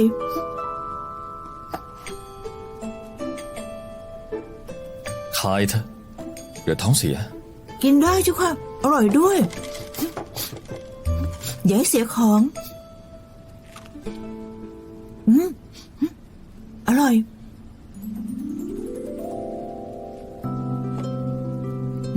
ผู้อาวุโส แป้งทอดนี้ หากท่านทำให้มันบางลงหน่อย ก็จะดีขึ้น จะสุกง่ายกว่า เจ้าทำเป็นเหรอ นิดหน่อย งั้นต้องบางแค่ไหนล่ะ บางกว่านี้สักครึ่งหนึ่งตอนใส่น้ำผสมแป้งใส่เกลือหน่อย ไม่ถึงกำช้อนเดียวพอ มีอีกไหม ตอนท่านนวดแป้งใส่ไข่ไก่สักฟองโรยต้นหอมซอยเล็กน้อย แบบนี้ตอนแป้งสุกจะยิ่งหอม ทั้งกรอบทั้งอร่อย หากมีโอกาสจะทำให้ท่านกินนะ ได้สิ ขออภัย ตรงนี้จองแล้ว ไปจงอิง กล้าแต่ต้องคนเขาหลิงจีเหรอ เดี๋ยวเข้าไปเดี๋ยวเข้า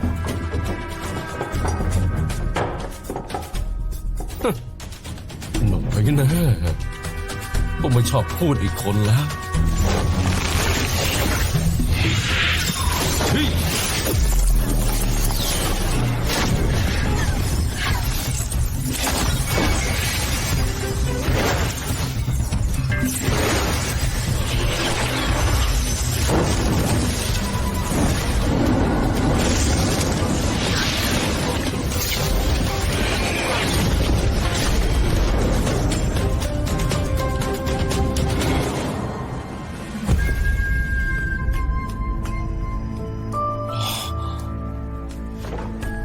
โอ้ คิดไม่ถึงพลังพี่ชายลึกล้ำถึงเพียงนี้ วันนั้นประเมินท่านต่ำไป ผู้เจ้ากินเถอะ เข้าไปก่อนนะ เอ๊ะข้าก็ขอตัว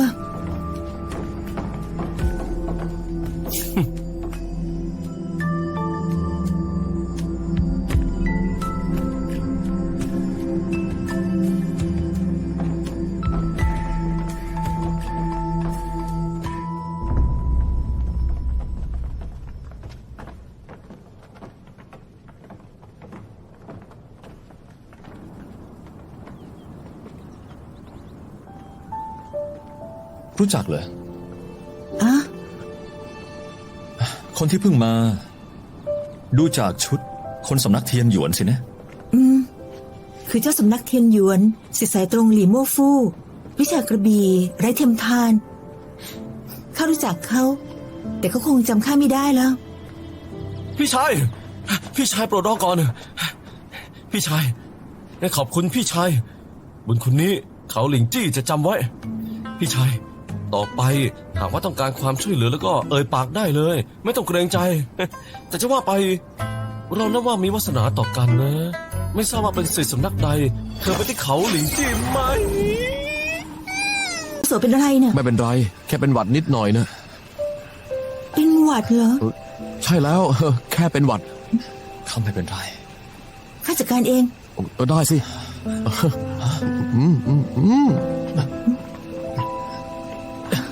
ค่อยๆนะ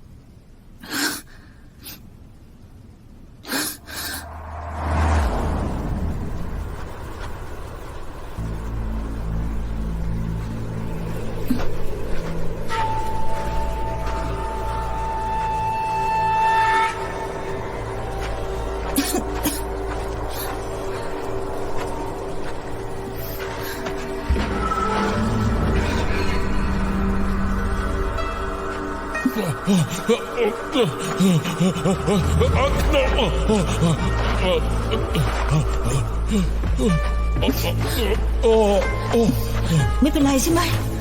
อย่าดื่มน้ำในน้ำมีพิษ อย่าดื่มน้ำในน้ำมีพิษ อย่าดื่มน้ำในน้ำมีพิษ ในน้ำมีพิษ อย่าดื่มน้ำในน้ำมีพิษ อย่าดื่มน้ำในน้ำมีพิษ หิวน้ำขอน้ำให้ข้าหน่อย หิวน้ำดื่มน้ำไม่ได้ ในน้ำมีพิษ ดื่มน้ำไม่ได้ ในน้ำมีพิษ หิวน้ำดื่มน้ำไม่ได้ ในน้ำมีพิษ หิวน้ำหิวน้ำดื่มน้ำไม่ได้ ในน้ำมีพิษ หิวน้ำดื่มน้ำไม่ได้ ในน้ำมีพิษ ดื่มน้ำไม่ได้ หิวน้ำในน้ำมีพิษ ในน้ำมีพิษ ดื่มน้ำไม่ได้ ในน้ำมีพิษ ดื่มน้ำไม่ได้ ไม่ได้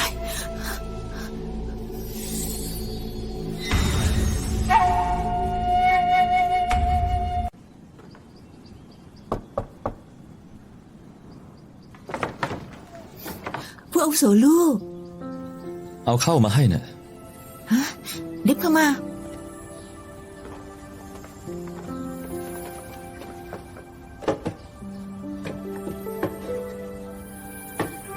นี่ของข้าเหรอ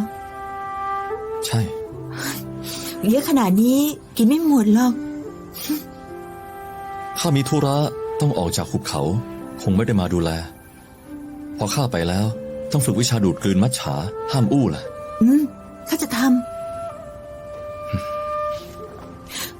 พวกอาวุโสธุระที่ไปทำอันตรายไหม ไม่อันตราย งั้นขอให้ท่าน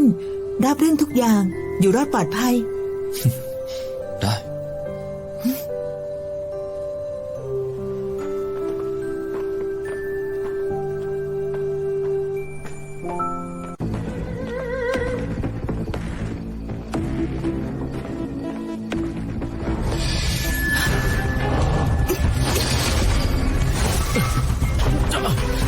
หลี่ซื่อ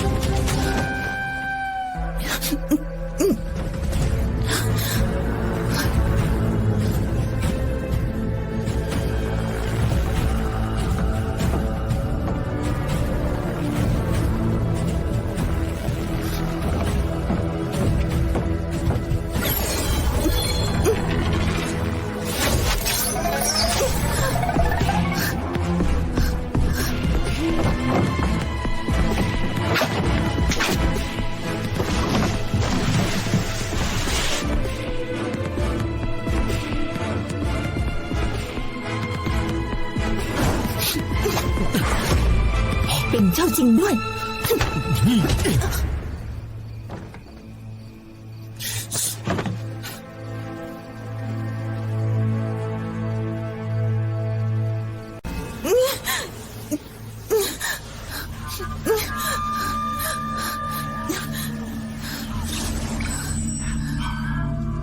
หาเจอแล้ว ป้ายยกเป็นของข้าแล้ว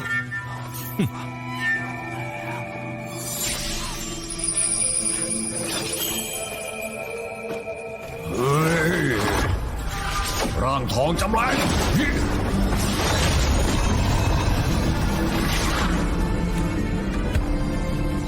เจ้ามนุษย์โง่เขลาจงรับความพิโรธเทพหงสาเฮ้ย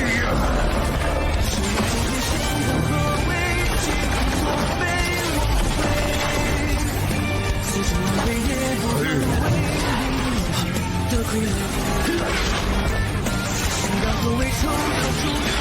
风化成为我。万人间心归。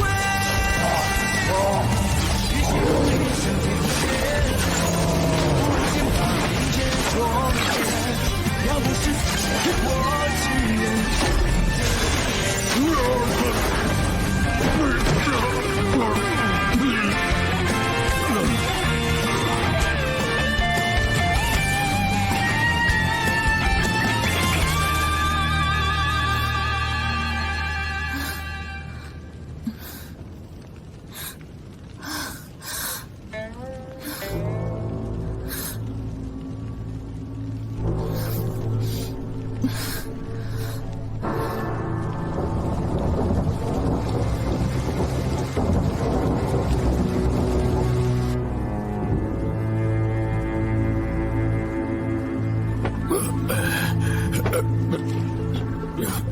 เจ้าจะตายเพราะพลังวิญญาณแปรปรวน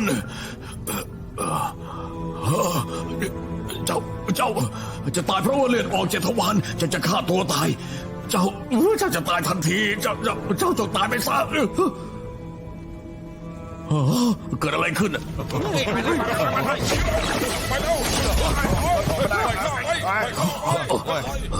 วาจาสิทธิ์ตื้นๆเช่นนี้ ยังกล้าเอาออกมาให้ขายนะถ้าอยากรู้นะวาจาสิทธิ์เป็นวิชาระดับสูง แม้อยู่ขั้นหลอมสุญญตายังใช้ยาก ก่อนหน้านี้เจ้าเป็นแค่ขั้นรวมแก่นปราณเจ้าใช้ได้อย่างไร เมื่อครู่เจ้าดื่มอะไร ทำไมข้าต้องบอกเจ้า เทพหงสาลงโทษเจ้าแน่ ไม่เห็นโลงศพไม่หลั่งน้ำตาจริงๆ อยากเห็น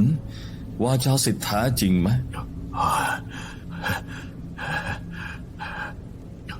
มือเจ้าเปื้อนเลือดบาปกรรมรุมเร้าตอนนี้จะเลือดออก7 ทวารเส้นลมปราณขาดจนตาย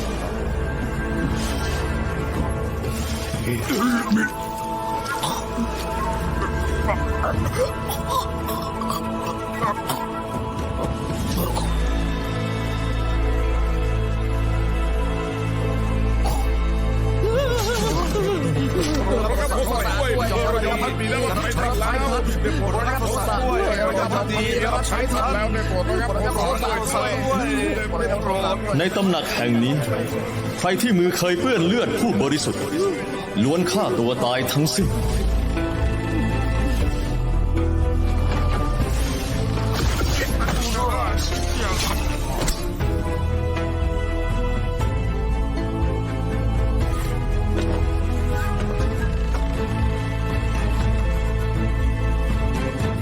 ฮะ เสร็จแล้วเหรอ ไปเถอะ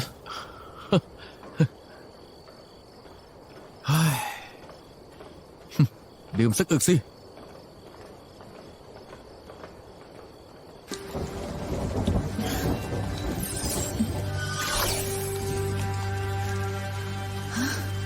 หายแล้วเหรอ ดูดซับน้ำได้แล้ว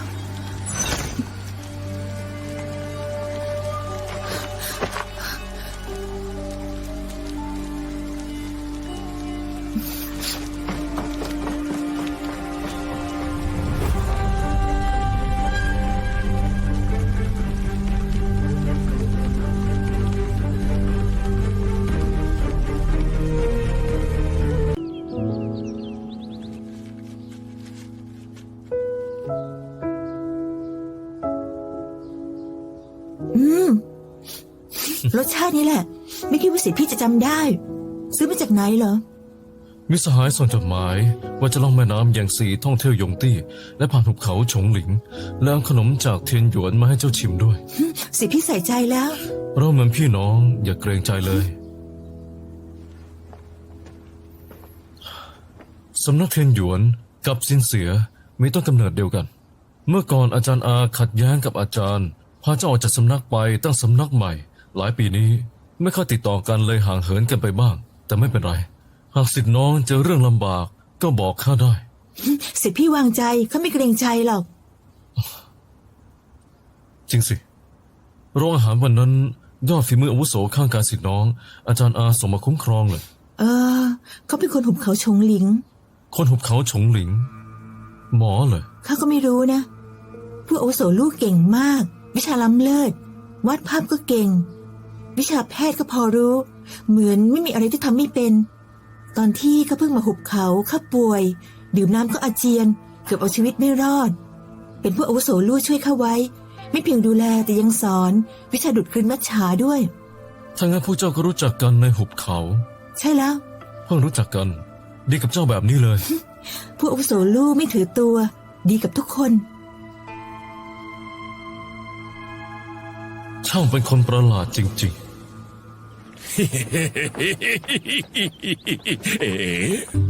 อุ้ยๆ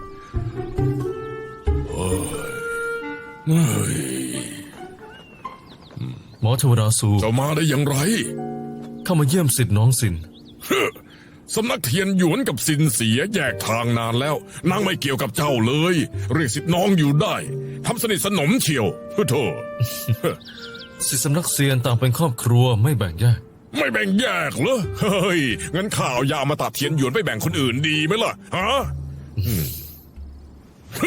ต่อไปไม่ต้องมาแล้วทำจิวเจ๋ยเป็นเขตห่วงห้าม เรือนเมคาคลอยนี้ ก็เป็นเขตห่วงห้ามด้วยเหม็นขี้หน้า หมอเทวดาซูสิทธิพี่ไปถ้ำครั้งก่อนเพื่อช่วยท่านนะ เจ้าให้เขาพูดเอง ครั้งที่แล้วข้าทำผิดกฎจริง แต่ข้าก็ห่วงความปลอดภัยของท่านจริง อะไรกันจะรู้อนาคตเหรอรู้ว่าข้าจะมีอันตรายวันไหนหรือดวงตาคอยจับจ้องหุบเขาฉงหลิงทั้งวัน มีอะไรเคลื่อนไหวก็ไม่อาจจะรอดพ้นสายตาของเจ้า ๆ วันนี้แดดแรง ถ้าหมออารมณ์ร้อนไว้วันหลังข้ามาเยี่ยมใหม่ วันหลังก็ไม่ต้องมาแล้ว ดูท่าทางลับๆล่อๆดูแล้วก็ไม่ใช่คนดี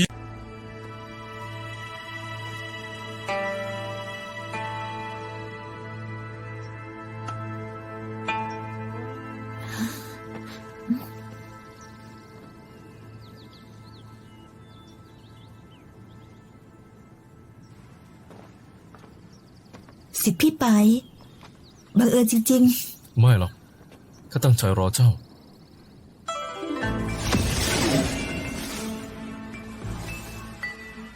อาวุธนี้สิทธิ์น้องน่าจะรู้จัก เมื่อก่อนท่านปรมาจารย์ได้เดินทางใช้วิชาเต๋าฆ่าอสูรสุริยันจันทรา หัวเป็นนกหางเป็นงู มีสองหัวมีปีกสองข้าง ขนสวยเงางาม ครึ่งหนึ่งดังแสงสุริยัน อีกครึ่งหนึ่งดังจันทรา ท่านปรมาจารย์สังหารมันชิงแกนผลึกดึงขนของมัน และใช้วิชาลับหลอมมันขึ้นมาจะได้แสงคู่สุริยันจันทราศาสตราวุธ2 ชิ้น แสงสุริยันข้าได้รับสืบทอดมา สิทธิ์น้องเป็นสิทธิเอกศาสตราวุธแสงจันทรานี้ อาจารย์อาได้มอบให้กับสิทธิ์น้องหรือไม่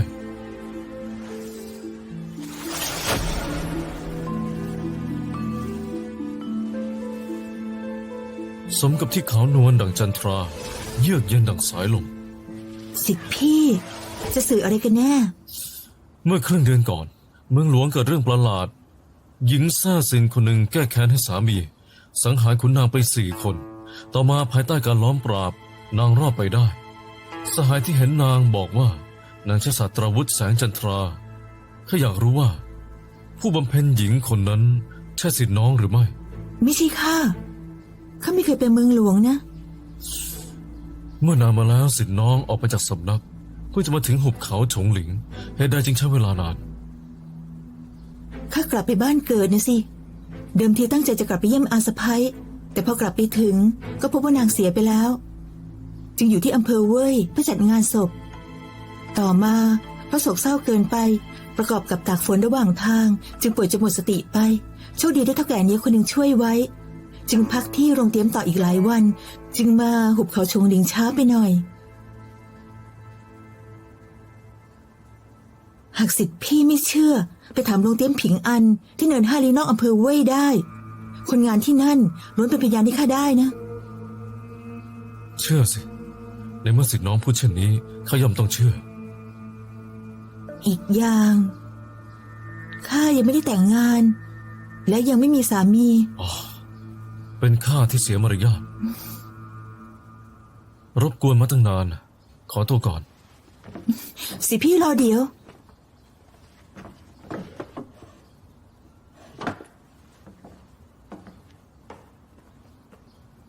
ท่านอุตส่าห์นำอาหารบ้านเกิดมา อาหารอร่อย แต่น้ำใจยิ่งกว่าข้าไม่รู้ว่าจะตอบแทนท่านอย่างไรจึงขอมอบป้ายหอมชิ้นนี้ให้ท่าน ป้ายหอมนี้ก็ทำเองกับมือทำจากไม้จันดำหอมละมุน แล้วยังไล่ยุงแมลงได้ ขอบคุณสิทธิ์น้อง อุ้ยอุ้ย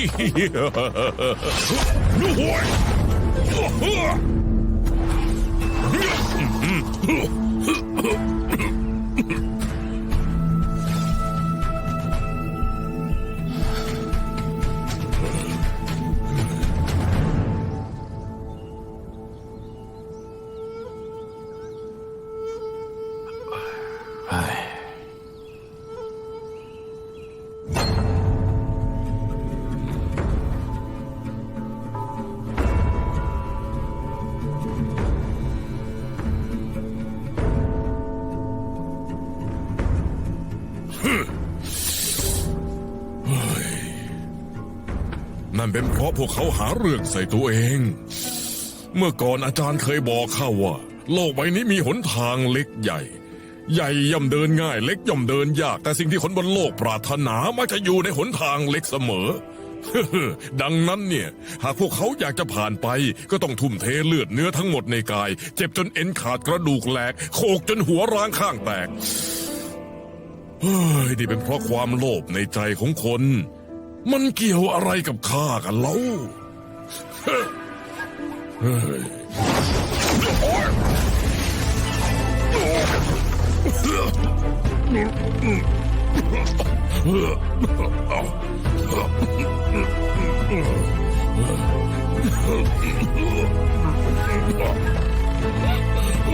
ข้าถ่ายทอดวิชาแพทย์ให้เจ้าก็เพื่อให้ตั้งตัว รักษาโรคช่วยคนข้าสอนหลักการเป็นคนให้เจ้าก็เพื่อให้เจ้าเติบโตเป็นคนดี ไม่ใช่หนีความผิดจะว่าคนที่อยากเป็นอมตะย่อมเลือกหนทางเล็ก เช่นนั้นบอกมา แล้วชาวบ้านล่ะทำไมพวกเขาต้องมาตายเพื่อชีวิตอมตะของพวกเจ้า หรือว่าสิ่งที่พวกเขาปรารถนา กินข้าวเถอะ ดื่มเหล้าก่อนเถอะ ไม่ได้ท่านหมอจูอี้กำชับมาว่าอาการป่วยท่านยังไม่หาย ต้องกินเยอะๆถึงจะหายเร็วนะ อ๋อ ดื่มเสร็จแล้วค่อยกิน ไม่ได้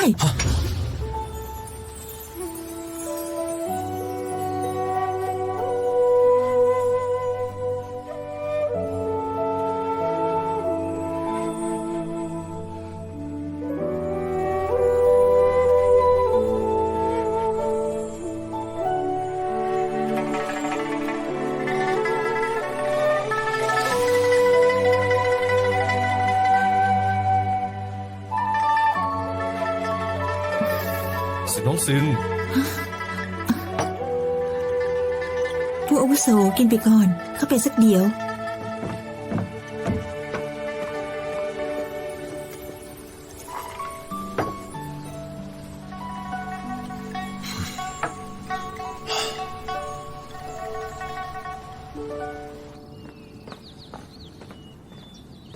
สิพี่ไป มาได้อย่างไร มีธุระเหรอ ล่อเสือออกจากถ้ สิพี่ไป สิพี่ไป ำไม่มีอะไร แค่อยากแวะมาดูเจ้าหน่อย อาหารจะเย็นแล้ว เจ้าไม่กินเหรอ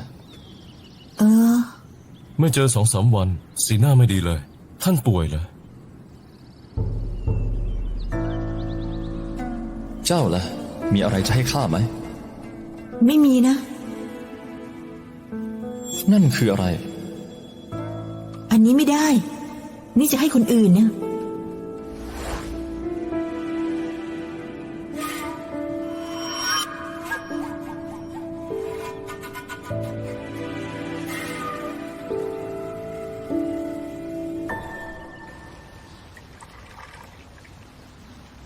ข้าเห็นท่านที่โรงอาหาร ไม่ได้คารวะผู้อาวุโสเลย ผู้อาวุโสเหรอ สินน้องสินเรียกข้าก็เลยเรียกตามทำไมไม่เหมาะสมเหรอ ข้ากับเทียนหยวนไม่เกี่ยวข้องกัน กับเจ้าก็เป็นคนแปลกหน้า ไม่เคยชี้แนะไม่เคยช่วย ข้ารับคำว่าผู้อาวุโสไม่ได้ ข้ากับสินน้องสินมาจากที่เดียวกัน ท่านดูแลนางดีข้าย่อมรู้สึกขอบคุณ คนรู้จักกันก็เริ่มจากเป็นคนแปลกหน้า หรือท่านกับสิทธิน้องรู้จักกันมาก่อนเลย เจ้าเป็นผู้บำเพ็ญเพียรคงเข้าใจคำว่าวาสนา คนบางคนแม้พบกันครั้งเดียว แต่รู้สึกวาสนาลึกซึ้ง แต่บางคนแม้เจอทุกวันกลับเกิดความแค้นเคือง ดังนั้นทุกเรื่องไร้กฎตายตัวขึ้นอยู่กับคน ดูเหมือนผู้อาวุโสจะไม่ชอบข้านะ ผู้อาวุโสลู่ล้อเล่นนะอย่าถือสาเลย เขาเป็นคนดีมาก คนหัวทึบเช่นข้าก็ยังยินดีชี้แนะเลย คนพรสวรรค์เป็นเลิศอย่างสิทธิพี่ อยู่ด้วยกันนานเข้าต้องยิ่งดีแน่ ก็หวังเช่นนั้น สิทธิน้องบอกว่าผู้อาวุโสไปทำธุระ ไปที่แปลกใหม่มาเลย น่าสนใจหรือไม่ เป็นเรื่องส่วนตัวไม่สะดวกบอกนะ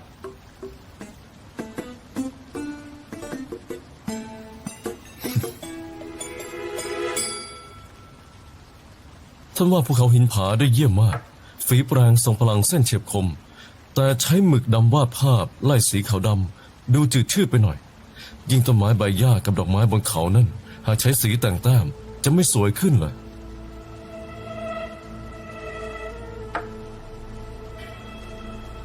ผู้อาวุโสไม่ชอบสีสันหรือไง ไม่ชอบ เช่นสีครามบนปิ่นเจ้า ก็เป็นสีที่ข้าเกลียดที่สุด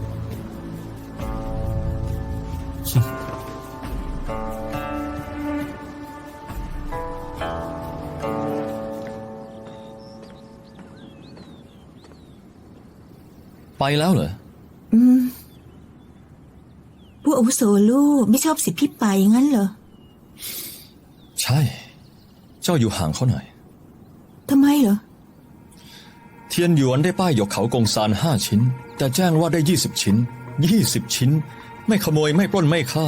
เจ้าว่า20 ชิ้นนี้ได้จากไหนล่ะ ตอนนี้ในมือเจ้ามีป้ายหยก3 ชิ้น ระวังเขาเพ่งเล็งมาที่เจ้านะ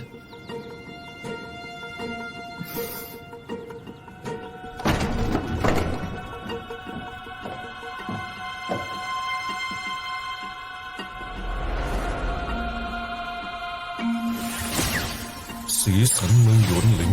สลาย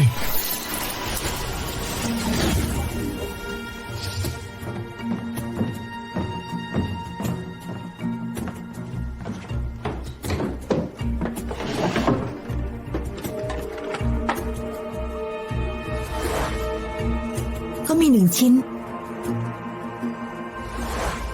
ใจแล้วทำได้พูดไม่ได้ ป้ายหยกเป็นของสำคัญ ไม่ว่าผู้อาวุโสเป็นใคร จุดประสงค์ใด วันนี้หากไม่ส่งป้ายมาเกรงว่าคงออกไปไม่ได้ ป้ายเขากงซานไม่มีเจ้าของ เจ้าได้มาอย่างไร ก็แย่งจากข้าแบบนั้นสิ เสียมารยาทแล้ว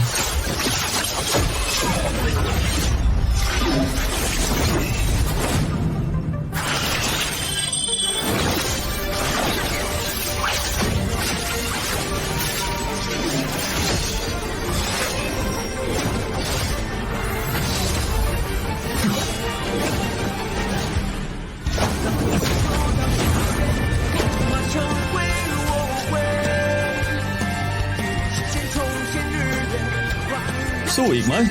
สู้ เ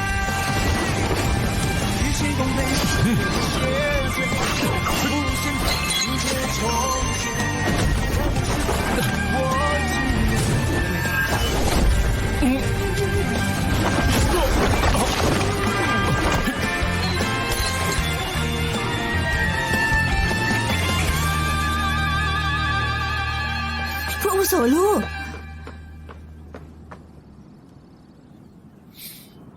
มีป้ายหยกของเจ้าด้วย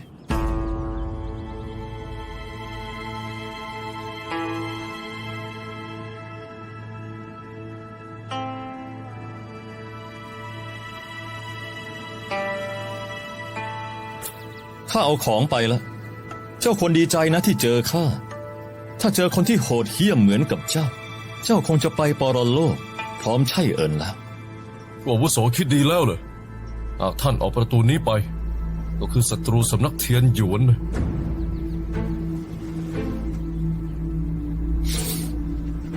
เจ้าจำไว้ให้ดีล่ะ คนที่แย่งของเจ้าคือข้า หากสำนักเทียนหยวนมีอันใดมาหาข้าได้เลย อย่าไปหาผิดคนล่ะ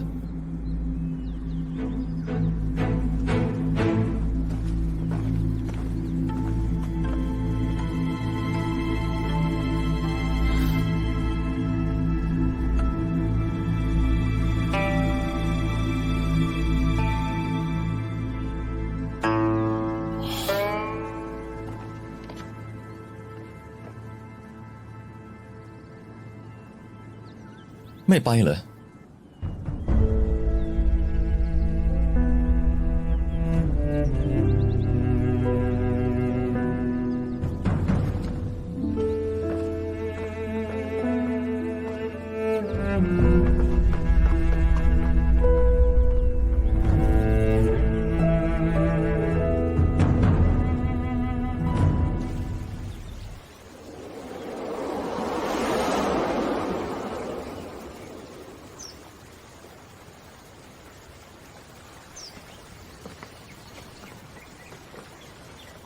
เห็นชัดแล้วใช่ไหม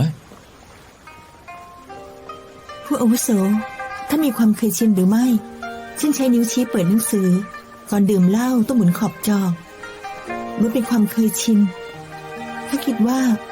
ถ้ากับสิทธิ์พี่ไปคือเคยชินข้าชินที่ต้องมองเขา เห็นเขาเป็นแบบอย่าง มองเป็นความคิดถึง แต่ความเคยชินเปลี่ยนยากเหลือเกิน เปลี่ยนตอนนี้ยังทันนะ คนอย่างเขาจิตใจไม่บริสุทธิ์ วิธีการก็ไม่สะอาด หากเจ้ามีความคิดอื่น ก็เริ่มคิดดีๆ ตั้งแต่ตอนนี้เลย ข้าไม่มีแล้ว จริงเหรอ ไม่ได้คิดจริง เจ้ากล้าพูดไหมว่า เจ้าไม่เคยชอบเขา ๆ ข้าคิดนิดหน่อย เขาเป็นศิษย์เอกของเจ้าสำนักเทียนหยวน ไม่มีทางชอบข้าหรอกข้าได้แต่คิด แต่ไม่กล้าทำอะไร นี่เรียกว่าไม่กล้าเหรอ ข้าทำอะไรเหรอ เจ้ามีคนในใจแล้วเหรอ ฮะ เจ้าอยากใช้ข้ากำจัดพลังร้ายของเจ้า เพื่อให้เจ้ากับคนในใจเจ้าได้ครองคู่กัน ใช่ไหม ข้ามันช่าง ตอนจบยากเปลี่ยน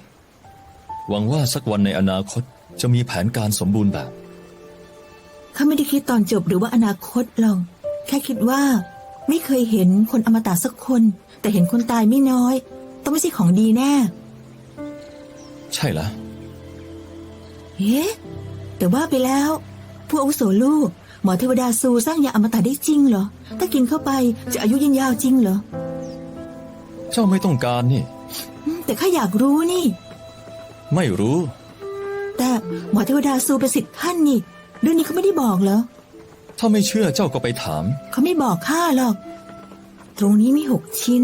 ข้า1 ชิ้นหรือซื้อ1 ชิ้นใช่1 ชิ้นหลินโมหาร4 ชิ้น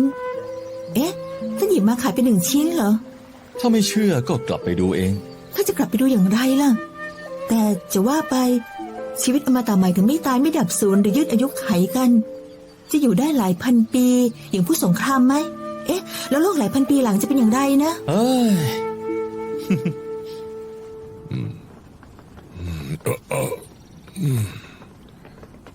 ท่านหมอซูทำไมอยู่กันครบเลยล่ะ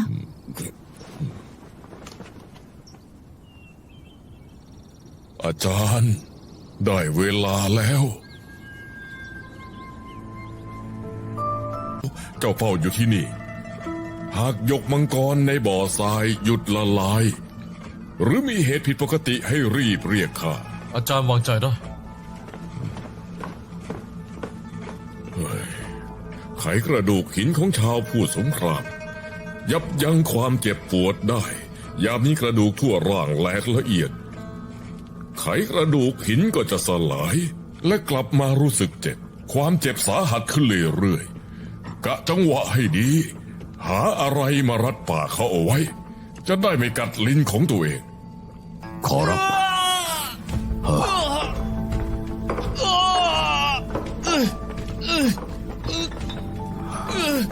ท่านอาจารย์วางใจ ข้าเตรียมยาชาและยาแก้ปวดเอาไว้แล้ว พร้อมบรรเทาความเจ็บปวดได้ทุกเมื่อ ไม่พอ เท่านั้นไม่พอ นี่คือความเจ็บระดับกระดูกปนร่างสลายเจ้าเคยสัมผัสหรือเทียบกับสิ่งนี้พิษกัดลำไส้แล่เนื้อขูดกระดูกถอนฟันเลาะเอ็นล้วนเป็นเพียงเรื่องเล็กน้อยไม่คู่ควรเอ่ยถึง เขาอยู่มาจนวันนี้ ไม่รู้ด้วยซ้ำว่าความเจ็บคือสิ่งใดเผชิญความเจ็บครั้งแรกก็ทรมานเช่นนี้ต้องทนไม่ไหวแน่ๆ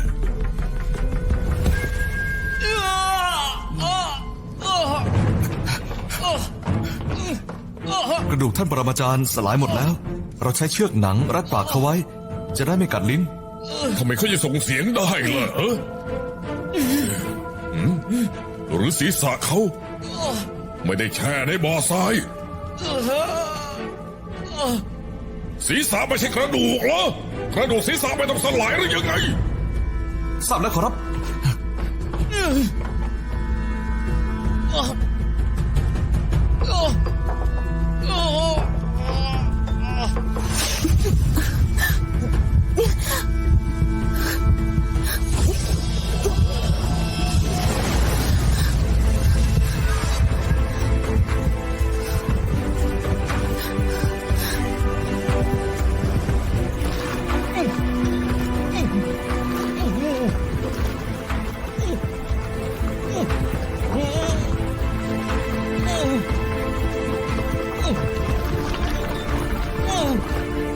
ดูเฉียนเฉียวอดทนหน่อย อย่าคิดว่าการเป็นมนุษย์มันง่ายนะเติมยา ขอรับ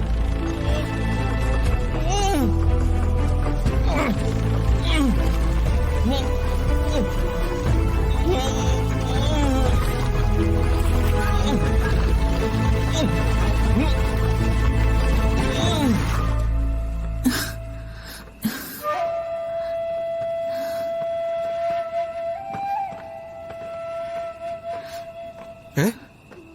แม่นางซินทำไมยังอยู่ล่ะ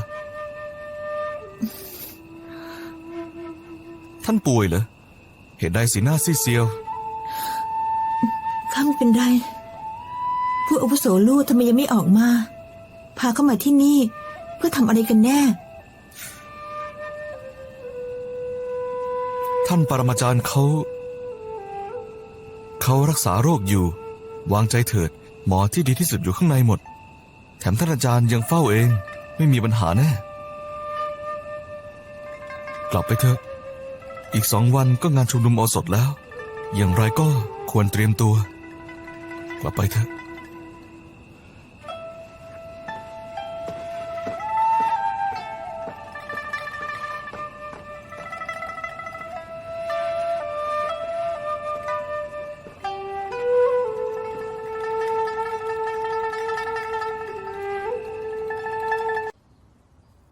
นี่เป็นของท่านข้ารับไม่ได้ ข้าเก็บไว้ก็ไม่มีประโยชน์ ให้เจ้าไป จะได้ทบทวนดูด้วย อะไรเหรอ ความอมตะ คนเราไม่ได้ครอบครองก็มักไขว่คว้าสุดกำลัง มีเพียงได้มันมาอยู่ในมือแล้วเท่านั้น ถึงคิดว่า สุดท้ายแล้วมันดีหรือไม่ดี อาจารย์ชงหนิงส่งจดหมายมาปรุงยาใกล้เสร็จแล้ว อาจารย์ท่านรอดแล้ว ไม่ไปหรอก ทำไมเหรอ ไม่อยากมีชีวิตอมตะเหรอ ถึงจะอย่างไรก็ไม่ไป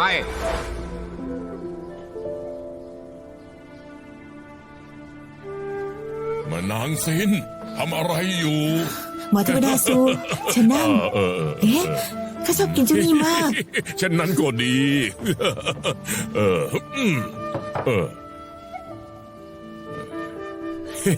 วางไว้บนโต๊ะแบบนี้ ไม่กลัวผู้อื่นทิ้งไปเหรอ ตรงนี้มีของข้าชิ้นเดียว กับอีกชิ้นของหลี่ซื่อที่อาซิงให้ ส่วนที่เหลือ ผู้อาวุโสลูกให้มา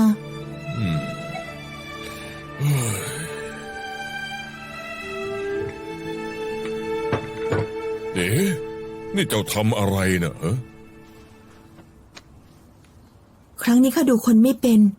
พาพวกหลี่ซื่อเข้าหุบเขาจนท่านเกิดมีอันตราย โอ้โหเฮ้ยอยู่ดีๆจะพูดถึงเรื่องนี้ทำไมเล่านี่นะพวกเขาไม่ทำคนอื่นก็ทำอยู่ดีเอ้ยเรื่องนี้นะเพียงข้ามีชีวิตอยู่และยาอมตะยังอยู่บนโลกเนี่ย ถูกลอบสังหารย่อมหลีกเลี่ยงไม่ได้เฮ้ยจริงๆเลยเฮ้ย ผู้อาวุโสท่านหยุดได้ไหม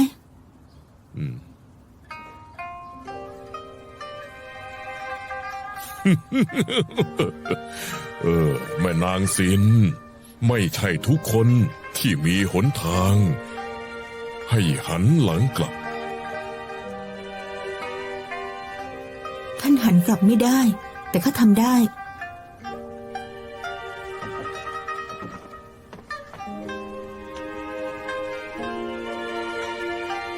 ผู้อาวุโส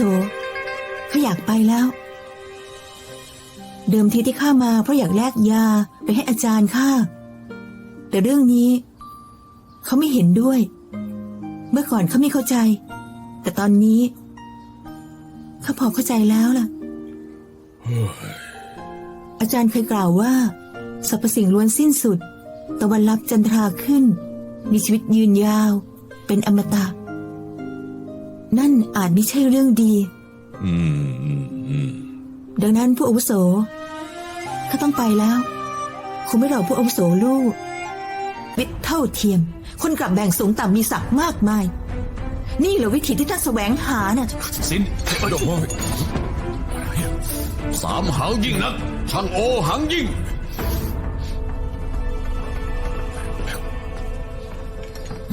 ตอนเข้าสำนักต้องสาบานด้วยจิตคำสาบานแรกคือห้ามใช้วิชาแทรกแซงทางโลกฉะนั้นขอถามการมีอยู่ของยาและสวยอมตะถือว่าแทรกแซงทางโลกหรือไม่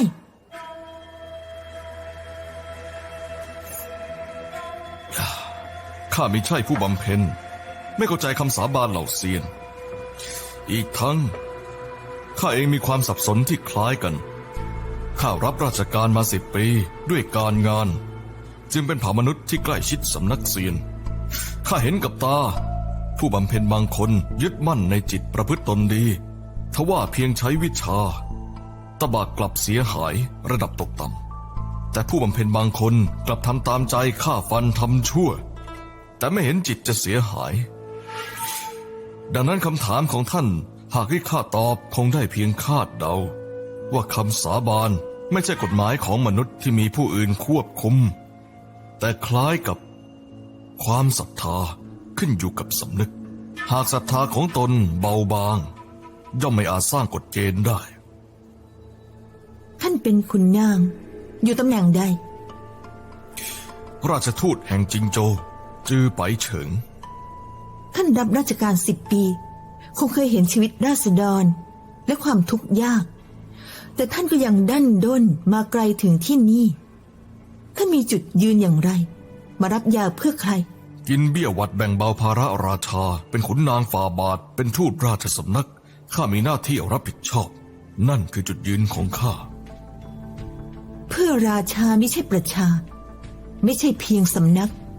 พวกท่านก็ไม่ต่างกันท่านตอบคำถามข้าแล้วป้าย2 ชิ้นนี้ให้ท่านขอบคุณแม่นางที่ให้ทว่าฝ่าบาทให้ข้านำยากลับไปเพียง6 เม็ดข้าได้ครบแล้ว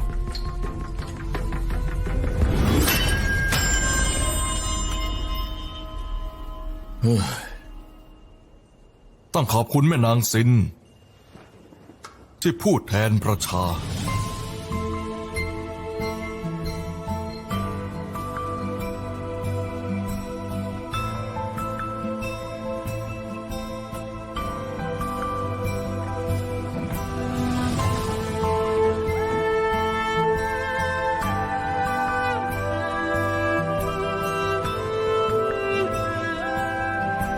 สิทธิ์น้อง ข้าถามหมดแล้ว ไม่คาใจอีก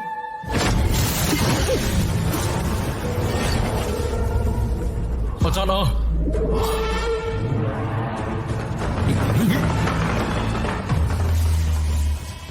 ผู้อาวุโสยาใกล้ล้อมเสร็จแล้ว หวังว่าท่านจะไว้หน้าหุบเขาฉงหลิง อย่าก่อเรื่องวุ่นวายกระทบจิตใจอาจารย์ของข้า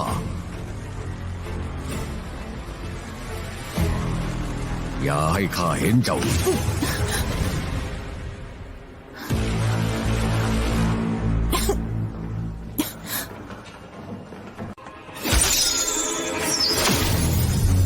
ออกมา อาจารย์บอกว่าไม่อยากเห็นหน้าเจ้า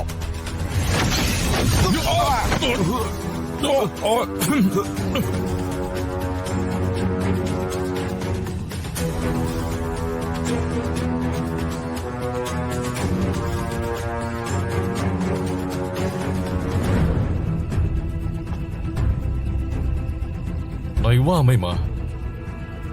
แค่อยากมาดู ไม่ได้มีแค่เจ้า ที่เข้าใจเรื่องนั้น แต่มีเพียงเจ้าที่ตื่นรู้ ข้าไม่ได้ตื่นรู้ แค่เพิ่งเข้าใจขึ้นมาบ้างเท่านั้น กลับไปเถอะ เราสำนักรอมาหลายสิบปี ไม่ใช่เพียงแค่เรื่องอมตะ แต่เป็นเรื่องทางรอดของสำนัก สิทธิพี่หญิง อย่าไปเสียเวลา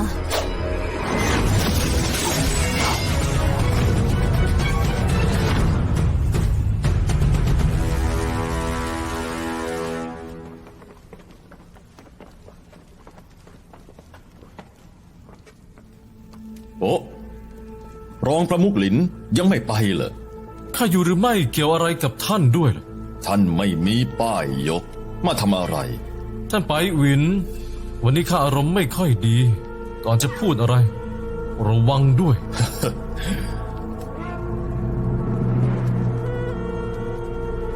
ไปจงอิงเหรอ คนพวกนั้นไม่อยู่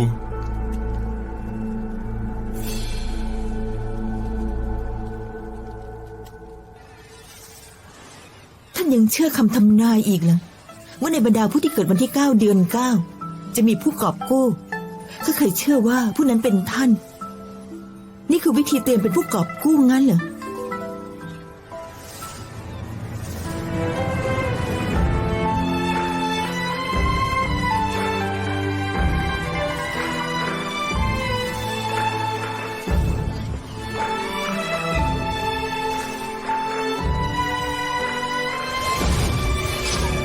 痛望我这回，望沙不可为。 เจ้าเป็นใคร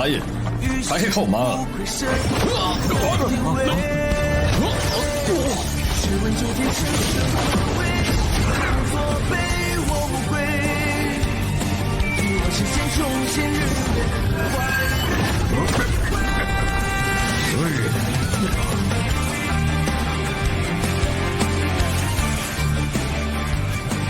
เจ้าเป็นใคร เป็นอะไรกับซูไทอี ไปบอกเบื้องหลังพวกเจ้า ข้าลู่เฉียนเฉียว เป็นอาจารย์ซูไทอี มีเรื่องก็มาหาข้าได้ แต่หากมีใครคิดร้ายต่อฉงหลิง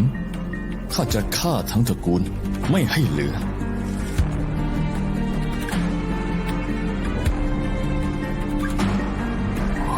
ไปซะ พวกเราโลกนี้กลมนะฝากไว้ก่อนเถอะ 飞起的美上天写罪，无限把明天重现。要不是我只愿作为这结尾。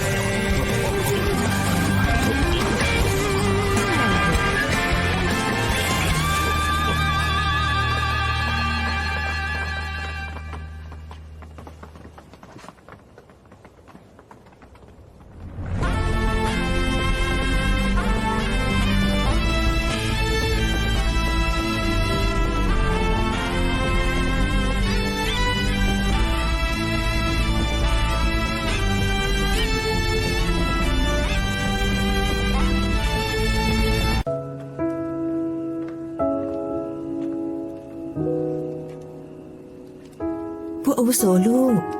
ท่านเป็นอะไรไหม กินอะไรหน่อยเถอะ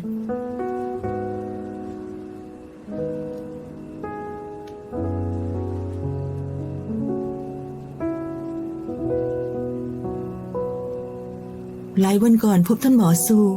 คำพูดของเขา มีผลต่อข้ามาก เฮ้แม่นางซิน สวัสดีท่านหมอซู สวัสดีเช่นกันนะ ท่านหมอซู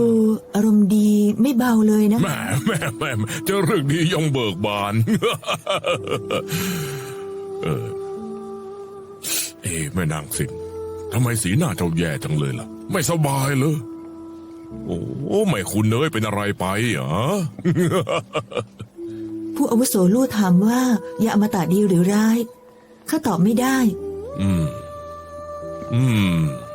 แล้วเจ้าคิดเห็นเช่นไรล่ะ ข้าคิดว่ายาอมตะทำให้คนเป็นอมตะ เดิมเป็นเรื่องดี แต่เพื่อให้ได้มาคนมากมายต้องตาย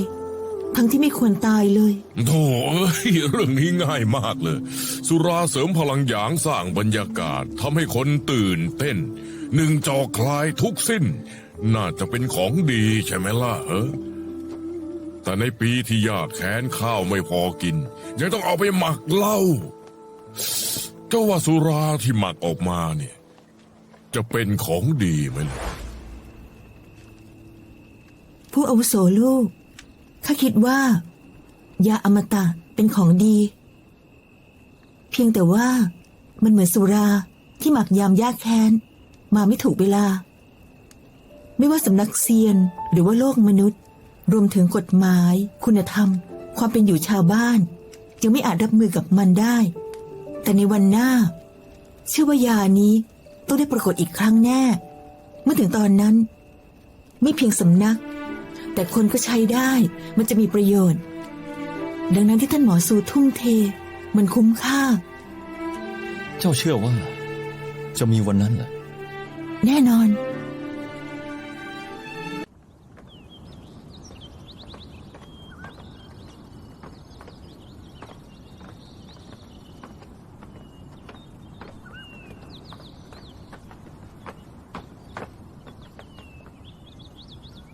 อาซิน คุยกันหน่อยสิ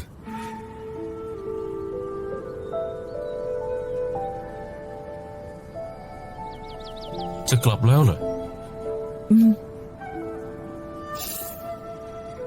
หลายวันก่อนที่เมืองหลวงเกิดคดีใหญ่ ผู้บำเพ็ญหญิงแก้แค้นให้สามี สังหารขุนนางไป4 คน 12 สำนักเซียนออกคำสั่งไล่ล่า จนวุ่นวายไปทั้งเมืองในที่สุด ก็รื้อคดีเก่านี้ล้างมนทินได้ เรื่องนี้ท่านเคยพูดแล้วข้าก็เคยตอบแล้ว ก็ได้ เจ้าถูกแก้แค้นไร้สาเหตุ โดยวาจาสิทธิ์จนเกือบไม่รอด ไม่คิดถึงสาเหตุบ้างเหรอ ท่านอยากพูดอะไร พูดมาตรงๆเลย ที่อยากพูดก็คือ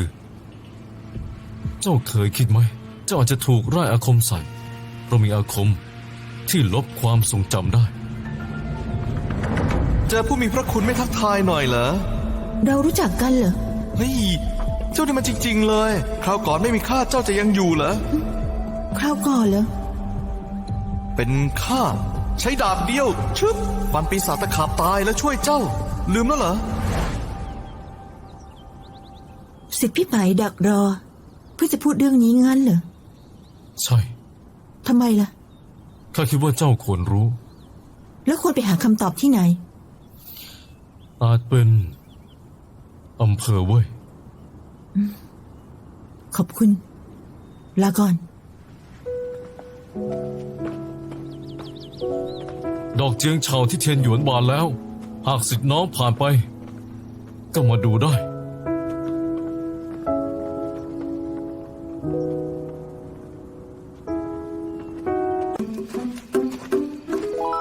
จอมยุทธดาบเดียว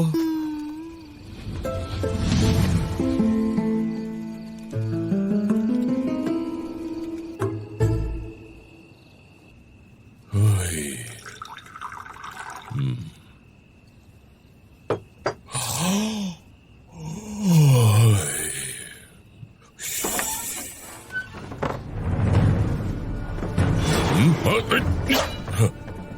เจ้าเป็นใคร อย่าขัดขืน อย่าส่งเสียง ท่าน รู้จักข้าเหรอ สิ่งที่ข้าจะถามเจ้า ตอบมาตามจริงทั้งหมด ได้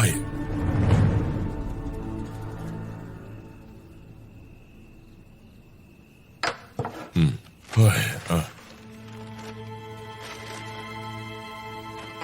คนผู้นี้ชื่อลู่หวยเหรอ ใช่ จะวาดภาพเป็นไหม วาดเป็น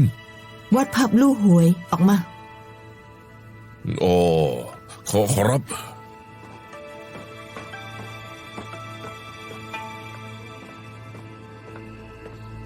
สิทธิพี่หญิง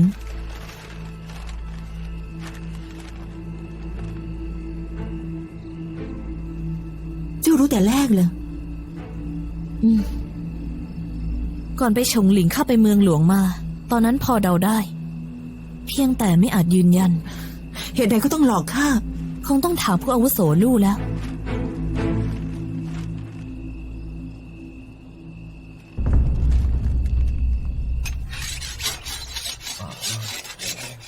โลงศพใบนี้น่ะข้าซื้อจากจงหยวน เดิมทีจะนำกลับเป่ยเซียง รออีก100 ปีจะใส่ร่างข้า ฝังดินอย่างสงบ แต่ว่าบ้านเกิดมีธรรมเนียมอยู่ คือขนโลงศพเปล่าไม่ได้อะไม่อย่างนั้น จะมีของไม่ดีเข้าไปอยู่สิ ต้องหาคนพลังหยางเยอะไปนอนข้างในตลอดการขนย้ายยังไงล่ะ ให้ตายเถอะ เรื่องอัปมงคลเช่นนี้ให้เงินท่านเท่าไหร่เนี่ย ไม่คิดเงิน อ้าว ไม่ให้เงินเหรอ มีสุราไม่อั้น อ๋อ ถึงบอกว่าจอมยุทธลู่มีคุณธรรมไง เออ เขาเรียกจอมยุทธลู่ท่านแซ่ลู่เหรอ ใช่ลู่เฉียนเฉียว อ๋อ ดาบเดียวเฟิงหงเป็นฉายาในยุทธภพ อ๋อ นั้นต่อไปข้าจะเรียกว่าพี่ลู่ ตามสบาย แล้วสหายฉูอิงล่ะ ไม่มาด้วยเหรอ พักผ่อนก่อน เขามีธุระเนี่ย เดี๋ยวเดินทางอีกไกลเลยไม่มีแรง พี่ลู่ข้าไม่เข้าใจเลย ท่านช่วยเขา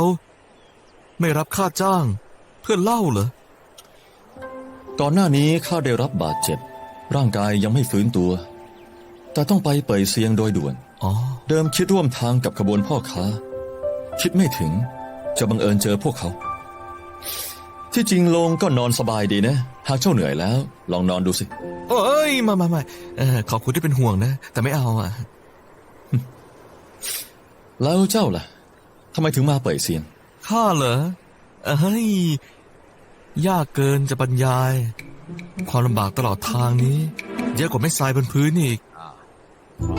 เฮ้ยเจะพวกยาจกนี่ ไม่จ่ายค่าจ้างข้ายังให้ข้าออกเงินค่าอาหาร พอเงินหมด ก็ให้ข้าใช้แรงงานหาเงิน อย่างน้อยในยุทธภพข้าก็ถือเป็นผู้มีชื่อเสียงคนหนึ่งนี่กลับตกอับถึงขั้นใช้แรงงานเลี้ยงชีพฮะ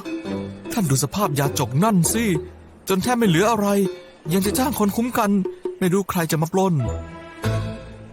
อย่างผู้ที่เสียสละก็คือตัวเอง แต่ชาวโลกได้ประโยชน์ การหลอมยาอมตะ ใครคือผู้เสียสละ แล้วใครคือผู้ได้ประโยชน์ เซียวไป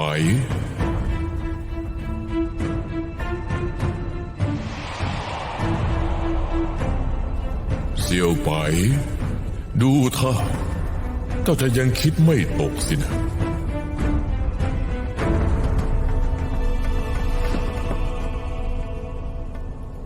ขออาจารย์ชี้แนะ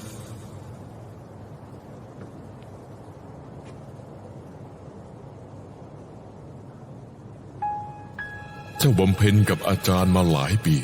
แม้เป็นบุตรแห่งสวรรค์ แต่กลับไม่ยิ่งตั้งใจฝึกฝนที่สุด แต่ก็เพราะว่าเจ้ามีความตั้งใจจึงง่ายที่จะถูกเหตุผลบิดเบี้ยวหลอกลวงได้ง่าย แต่ที่พวกเขาพูด มันผิดจริงเหรอ การหลอมยาอมตะทำชาวบ้านเดือดร้อนจริง แล้วสำนักเราไม่ได้ทุ่มเทเสียสละเลยเหรอทุกสิ่งล้วนพึ่งพากัน ชาวบ้านนำเสบียงสิ่งของมาให้ ส่วนสำนักยามผู้สงครามบุกก็สู้อย่างกล้าหาญปกป้องชาวบ้าน ว่ากันตามจริงเนี่ยสิทธิสำนักของเราก็เสียสละไปไม่น้อยเลยราชสำนักใช้เบี้ยหวัดเลี้ยงทหารปกป้องบ้านเมือง ไม่ต้องใช้เงินอย่างนั้นเลย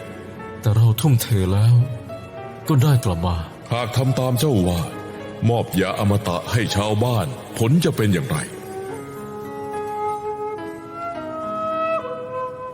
หากชาวบ้านกินยาอมตะอย่างมากก็รอดชีวิตคนเดียว แต่หากอยู่ในมือสำนักเซียนแล้ว จะใช้พลังของคนคนเดียวปกป้องชาวบ้านในทั้งเมือง สิ่งใดสำคัญกว่ากัน แยกแยะไม่ออกเลย ยาไปอยู่ในมือผู้แข็งแกร่งย่อมเป็นเรื่องดี แต่หากผู้นั้นไม่ใช่คนดีล่ะ หากตกอยู่ในมือคนชั่ว ก็แค่ไปชิงมันกลับมา เสี่ยวไปบนโลกนี้ ส่วนใหญ่ล้วนเป็นเช่นนี้ มีคนดี ย่อมมีคนชั่ว มีแสงสว่าง ย่อมมีความมืด เราจะหยุดเพราะกลัวผลลัพธ์เลวร้ายไม่ได้หรอกแม้แต่ตอนนี้เจ้าไม่เข้าใจ ก็ไม่ต้องกังวล ตั้งใจฝึกฝนให้แข็งแกร่งขึ้น ไปเป็นคนที่สามารถปกป้องผู้อ่อนแอได้เถอะ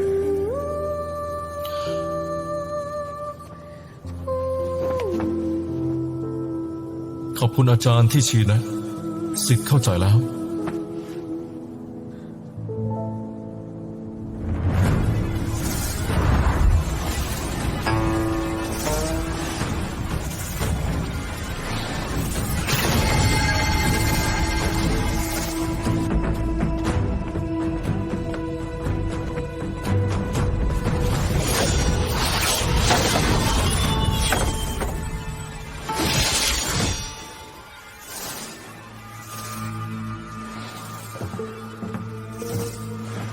คิดไม่ถึงจิตดาบสิทธิพี่ถึงขั้นนี้แล้วผสานจริงเท็จรวมลมปราณไว้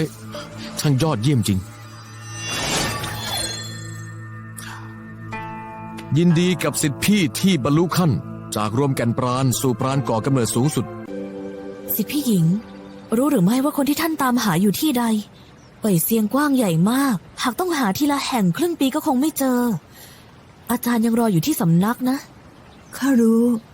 แต่ข้าต้องหาเขาให้พบ ตอนนี้ข้าจำอะไรไม่ได้เลยขุนนางนั่นบอกว่าข้าแต่งงานกับเขาแล้วซ้ำยังฆ่าคนเพื่อเขาอีก แต่ข้าจำไม่ได้เลยเนี่ย ดังนั้นเขาต้องทำอะไรกับข้าแน่ๆ คราวก่อนก็รู้แล้วว่าเขาไม่ใช่คนดี เขาหลงรูปโฉมท่าน จนบีบแต่งงานด้วยแน่ เอาเปรียบแล้วยังหลอกใช้อีก เขาสมควรตาย ไม่ใช่คนดีจริง ก็อาจไม่ใช่ก็ได้นะ เรื่องการแต่งงานข้าพอจะเดาได้บ้าง ตอนข้าออกจากสำนัก ก็ตั้งใจหานักโทษประหารเพื่อแต่งงานเนี่ยจะจำได้ไหมข้ามีดวงกินสามี3 คนต้องตายข้าจึงอยากหานักโทษประหารมาแต่งงานด้วย เพื่อแก้ดวงชะตาข้าเดาว่าข้าคงไปหาเขาพอแต่งงานแล้ว พบว่าเขาเป็นคนดี จึงไปแก้แค้นให้เขาจริงสิห้องเต้คืนความเป็นธรรมให้เขาแล้วไม่ใช่เหรอพิสูจน์ได้ว่าเขาถูกใส่ร้ายอีกทั้งเฒ่าแก่เนี้ยบอกว่าเขาเป็นคนช่วยข้ากลับมาคิดว่าลำพังข้าไม่มีทางหนีจากเหล่าสำนักเซียนในเมืองหลวงออกมาได้เลยเขาต้องช่วยเขาไว้แน่ ๆ แล้วอย่างไร ดังนั้นปัญหาจะอยู่ตรงนี้แหละเขาเก่งกาจปานนั้นเหตุใดจึงยอมโดนรังแกยอมรับทันทรมานนี้ แล้วเหตุใดลบความจำของข้าเขาเก่งกาจเพียงนั้นต่อยข้ารู้ความจริงแตกหักกับเขาข้าก็สู้ไม่ได้ คิดว่าเขาคงไม่อยากทำร้ายข้าตอนอยู่หุบเขาชงหลิงเขาก็ช่วยข้าตั้งหลายครั้งป้ายหยกเขากงซานเขาก็ให้ข้าเขาเป็นขุนนางตงฉินห่วงใยรัษฎร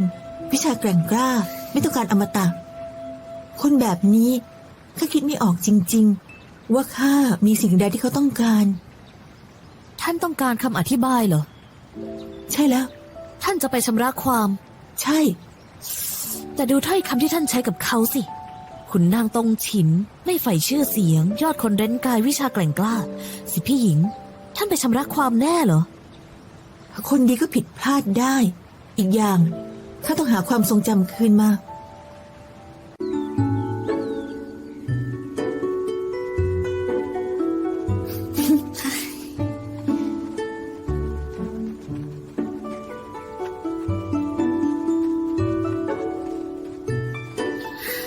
ข้างหน้าดูร่มรื่น สิพี่หญิง ท่านนั่งพักเถิดข้าตักน้ำให้ งั้นข้าก่อไฟอุ่นแป้งทอดให้ พ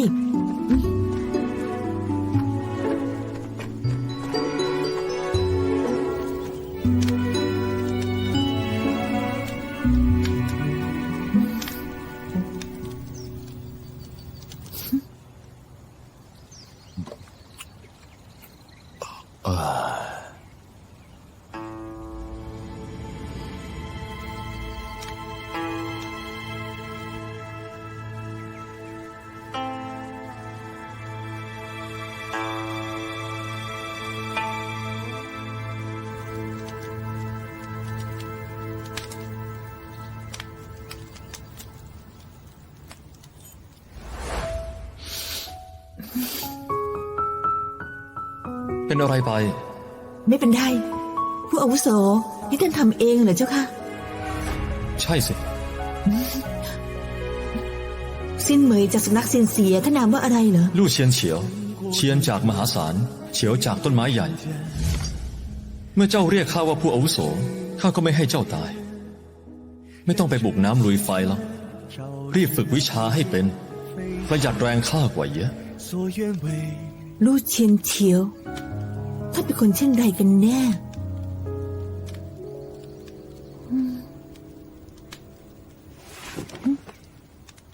เนี่ยของข้าเอง เป็นของข้าเองแหละ รับไป ผ้าผูกผมหยุดเส้นได้ เชื่อมโยงวาสนา ในเมื่อตกอยู่ในมือแม่นางนับว่ามีวาสนาต่อกันข้าจะทำนายให้สักครั้ง ไม่ต้องหรอกข้าไม่เชื่อเรื่องพวกนี้ เฮ้ยนี่เชื่อหรือไม่เป็นเรื่องของเจ้า แต่ทำนายเป็นเรื่องของข้า ข้าไม่มีเงินนะ สิทธิสำนักนักพรสตรีเฟื่องแห่งเขาต้องถิง ดูวาสนา ไม่สนเงินทอง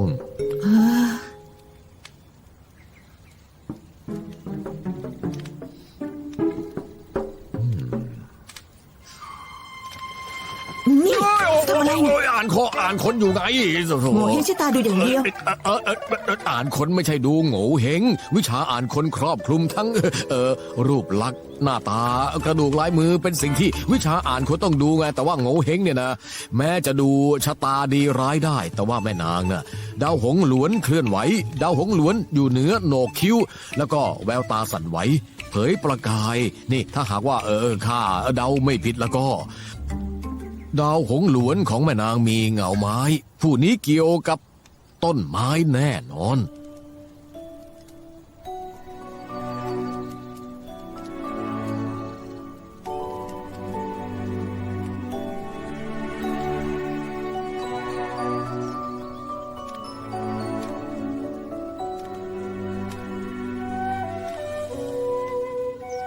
โหนกคิ้วเย็นเยียบ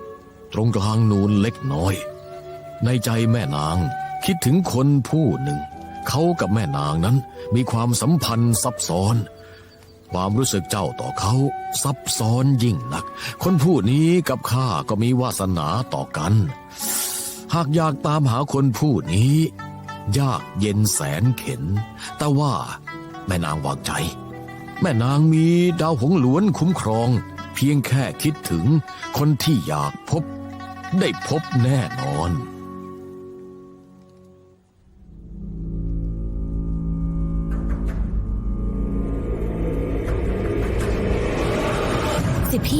สิพี่หญิง สิพี่หญิง อาเซิง ท่านเป็นอะไร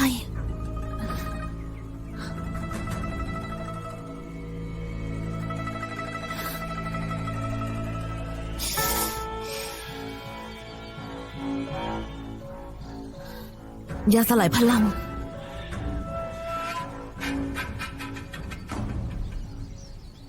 แย่แล้วพวกเราโดน นายท่านในห้องช่วยเปิดหน่อยนายท่าน นาย มีเรื่องเล็กน้อยอยากปรึกษาทุกท่านหน่อยหนึ่ง เรื่องอะไร คืออย่างนี้นะชั้นล่างนะมีแขก2-3ท่านนะอยากจะแลกห้องกับพวกท่านนะไม่ทราบพวกท่านพอจะคางคกอยากกินหงส์ชัด คือ ๆ ฉันกล้าฝันกล้าทำให้ฝันไปเถอะ เราไม่แลก โถแม่นางอย่าโมโหสิเพื่อเป็นการขอโทษ นี่ไงพวกเขาตั้งใจจะมอบเงินนี้ให้ถือเสียว่าเป็นค่าชดเชยให้ทุกท่านก็แล้วกันนะ ไม่ใช่เรื่องค่าชดเชยพวกเรามาก่อน อีกอย่างหนึ่งเรามีคนบาดเจ็บย้ายไม่สะดวก เงินแค่นี้ขี้เหนียวไปมั้ง ถ้าเป็นข้าคงไม่กล้าเอาออกมา โถพวกท่านเนี่ยได้โปรดเชื่อข้าเถิดนะ แลก เดี๋ยวนะแลกโอ้โหคุณชายท่านนี้ใจกว้างยิ่งนัก ขอบคุณคุณชายมากเลย ถ้าเช่นนั้น เตรียมห้องให้ด้วย อ๋อแน่นอนขอรับห้องของทุกท่านเนี่ยเตรียมไว้พร้อมแล้ว อยู่ที่ชั้น1เนี่ยแหละ ได้ ขอเก็บของสักครู่ ถ้าไม่มีอะไรเนี่ยข้าน้อยขอตัวก่อนนะ ทิ้งเงินไว้ด้วย เงินน่ะเหรอโอ้โถข้านี่ขี้ลืมจริงเลย เงินนี่ท่านรับไว้เถอะนะน้อยแต่ก็ดีกว่าไม่มี มาดูเร็วลองดีๆทั้งนั้นเลยเร็ว เดินทางปลอดภัย เชิญ นะ กินเนื้อกินเนื้อ เลือกก่อน ขอบคุณ เชิญท่านทั้งสาม ไม่ว่ากันทำไมซื้อ มาที่นี่คุ้มจริง สิพี่หญิง ร้อนๆเสียด้วย อร่อยดี แล้วก็ มา เยี่ยม กินเองเลย ยอดเออปะอร่อย คือทั้งสามท่านแวะพักหรือว่าค้างคืนนะ มีน้ำเปล่าไหมขอถ้วยหนึ่ง น้ำเปล่า ถ้วยละ5 เหวิน แพงจังมาแล้วบะหมี่ไข่ ก็5 เหวินงั้นเจ้าทำไมถึง ไม่เอา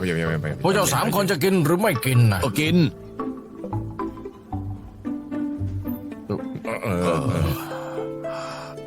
เอาชามเดียว ชามเดียวเหรอโอ้ย คือ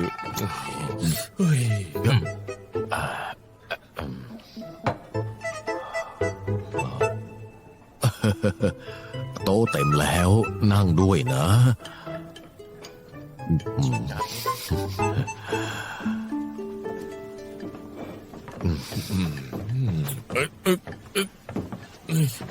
เฮ้ย อร่อยมากเลยรสชาติดีจริง แม่นางทั้งสองมาจากสำนักไหน มาทำอะไรที่เปยเซียงเหรอ มาขอพึ่งญาติ มาทำธุระ หรือมาเที่ยวเล่นนะข้าเดาว่าพวกเจ้าคงมาหาคน แม่นางไม่พูดถือว่ายอมรับว่าบอกมาตามตรง36 เขตเปยเซียงข้าชำนาญสุด หากจะหาคนต้องไปที่เมืองเฟิ่งหวง ที่นั่นเจริญรุ่งเรืองที่สุด เดินทางก็สะดวก เป็นศูนย์กลางเปยเซียง เห็นกันหน่อย มีกินเยอะๆนะลูกกินเข้าไป ถ้าไปเมืองเฟิ่งหวง จะได้เดินทางไปด้วยกัน ไส้หมูตุ๋นโอ้โหอร่อยจริงจ้ะค่ะ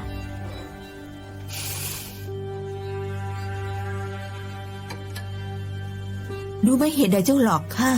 กลับไม่เอาเรื่องนะ อืม ถุงข้ามีเงินมาก เจ้าวางยาข้าแต่หยิบแค่2 ตำลึง นับว่ายังมีสำนึก ข้ากับท่านมีวาสนากันจริง แต่ถึงมีสำนึกก็ยังเป็นนักต้มตุน ไม่ว่ามีจุดประสงค์ใดก็อย่าตามมาอีกเซิงไปกันเถอะ คือ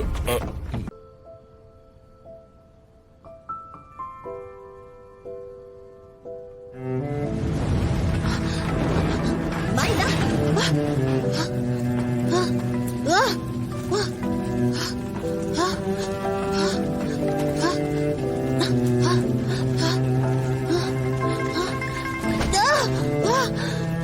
ท่านแม่ ท่านแม่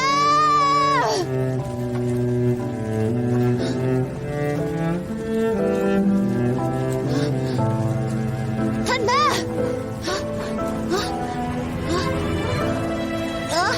ท่านแม่ ท่านแม่ ท่านจะไปไหน ท่านแม่ ท่านจะไปไหน อย่าทิ้งข้าไปเลย ข้าจะเป็นเด็กดี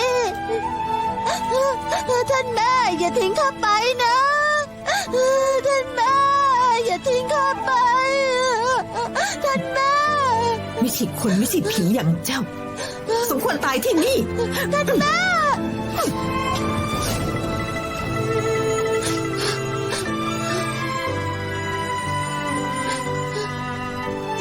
ท่านแม่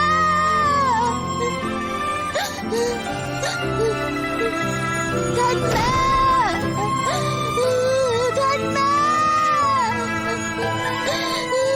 ท่านแม่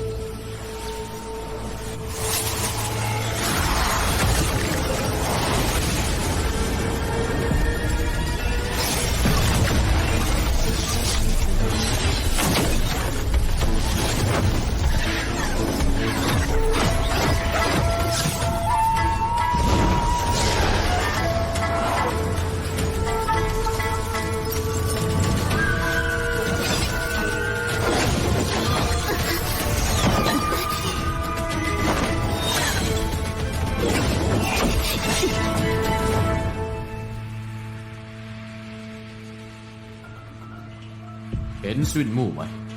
ผู้พิทักษ์สวิงมู่บอกว่าในห้องอุดอู้จะไปสูดอากาศหน่อย ไปหานางแล้วจับตาดู ขอรับ วันนี้เห็นข้าแล้วนี่ทำไมไม่สนใจ เจ้าคิดทำอะไร แยกจากที่เมืองหลวงไม่ได้เจอนานเลยอยากทักทายท่าน เราไม่สนิทกัน ไม่สนิทเหรอ แต่ข้ารู้เรื่องท่านหลายเรื่องเลยนะ ตัวอย่างเช่น มีผู้บำเพ็ญหญิงฆ่าท่านกุย จนเจ้าสำนักปี้สุยแก้แค้น และไม่นานก็มีชายคนหนึ่งบุกไปถึงที่ฆ่าล้างทั้งสำนัก เรื่องนั้นฝีมือท่านใช่ไหม เจ้าจะทำอะไรกันแน่ กลัวเหรอ หากข้าคิดเปิดโปงคงพูดนานละ พูดมาเถอะ ตัวถ่วง3 คนที่ท่านพามาดูไม่เหมือนผู้บำเพ็ญเลย ตอนนี้ถึงเป่ยเซียงแล้ว ท่านจะอวดดีได้เหรอ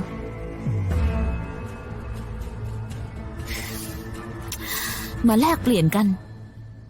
ท่านช่วยข้าฆ่าเจ้ายักษ์เหวินอินนั่น ข้ารับรอง ว่าจะไม่มาหาเรื่องท่านอีก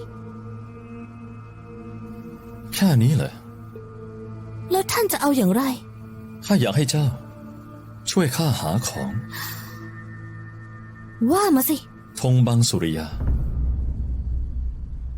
ข้าไม่เชื่อหรอกว่าใต้ล่ามีเรื่องที่เงินแก้ไม่ได้ นี่50 ตำลึงแลกกับ จากนั้นเขาก็ปล่อยข้าไป แต่ได้ยินว่า คืนนั้นมีคนฆ่าคนสำนักปี้ซุยจนหมดนั่นเป็นสำนักย่อยลัทธิชิงหงเชียว ปกติมีคนเป็นร้อยประจำคานอยู่ แต่ละคนวรยุทธ์สูงส่ง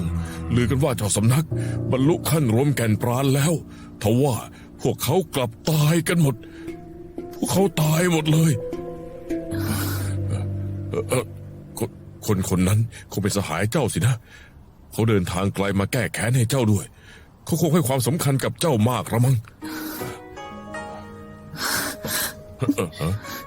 สิพี่หญิง ไม่เป็นไรนะ เขาไม่เป็นไร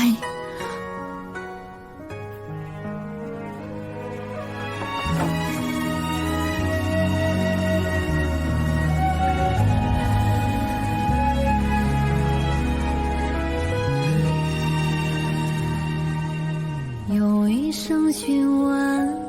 我最初究竟心所图何物，等闲解每一步。 ก่อนหน้านี้ข้าโดนคนไร้วาจาสิทธิ์ดื่มน้ำก็อาเจียน แต่ว่าวันนั้นจู่ๆก็หาย จู่ๆก็หายเหรองั้นก็ไม่ต้องตรวจแล้ว ข้ารู้หรือว่าหายดีได้ยังไง โถจะหายยังไงได้ล่ะก็โชคดีไง เจ้าอย่าคิดมากเลยรอลู่เชียนเฉียวกลับมาข้าจะบอกเองว่าหายดีได้ยังไง วิชาวาจาสิทธิ์คือผู้ที่มีพลังสูงใช้กับผู้ที่มีพลังต่ำกว่า พลังเจ้าไม่สูง สัมผัสไม่ได้ก็ปกติ เมื่อเจ้าเรียกข้าว่าผู้อาวุโสข้าก็จะไม่ให้เจ้าตายข้ามีธุระต้องออกจากภูเขา คงไม่ได้มาดูแล พอข้าไปแล้วต้องฝึกวิชาดูดกลืนมัจฉาห้ามอู้ล่ะ ข้าจะทำผู้อาวุโสธุระที่ไปทำอันตรายไหม ไม่อันตราย 最口中言可痛，心不可辜负。 ข้าต้องหาเขาข้าอยากพบเขา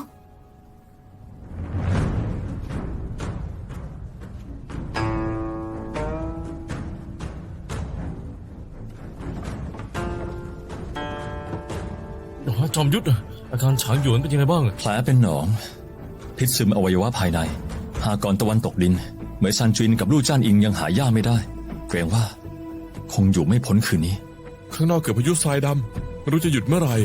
กลัวจะหายาปราบมังกรเจอ แต่ไม่เจอทางกลับนะสิ ไม่ได้ข้าจะไปตามหา เจ้าเลิกทำตัววุ่นวายได้แล้ว ข้างนอกพายุทรายแรงเดินไม่ได้ด้วยซ้ำเจ้าจะไปหาที่ไหนเล่า แล้วจะทำไง หาเจอแล้ว หาเจอแล้วเจอย่าปราบมังกรแล้ว ดูสิพอไหม เอามา5 เฉียนต้องเป็นยาดื่มเคี่ยว3 ชามให้เหลือ 1 แล้วเอาส่วนหนึ่งมาบดพอกไว้บนแผล ได้ข้าไปเอง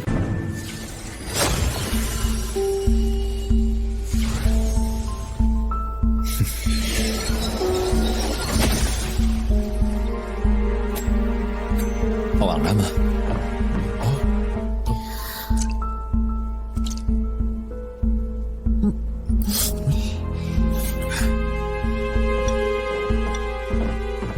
อ๋อข้าเองมา อีก2 ชั่วยามก็จะฟื้น ถ้าเขามีอาการแขนขาอ่อนแรง เวียนหัวคลื่นไส้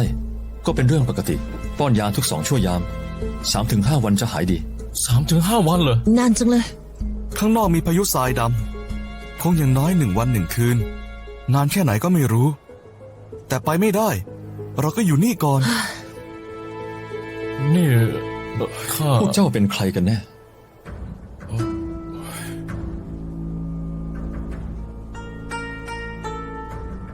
อ๋อ ผู้ว่าจ้างข้าไง ข้าบอกแล้วนี่ พวกคนสำนักเซียนข้างนอก มาจับพวกเจ้าใช่ไหม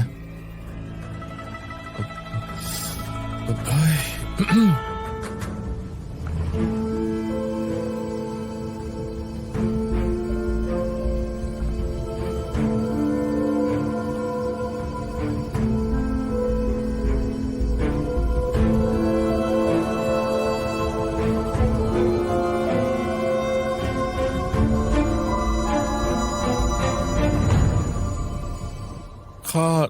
นี่ เราไม่รู้จักคนสำนักเซียน และไม่รู้ท่านพูดอะไร พวกเจ้าไม่มีเงิน กลับจ้างเหมยซานจุนคุ้มกัน พวกเจ้ากลัวอะไร ด้วยนิสัยของเหมยซานจุนเขาต้องบอกแน่ ว่าวรยุทธ์อยู่อันดับ2ในยุทธภพ ตอนเจอโจรป่าก่อนหน้า พวกเจ้ายังไม่เห็นคนก็หนีแล้ว ตอนเจอรองประมุขเขาหลิงจี้ พวกเจ้ารู้ว่าเขาตามจับ กลุ่มวิถีมารที่ขโมยคัมภีร์ แล้วร้อนรนทำไม ครับ คือว่า ไงดี พวกท่าน พูดอะไรกัน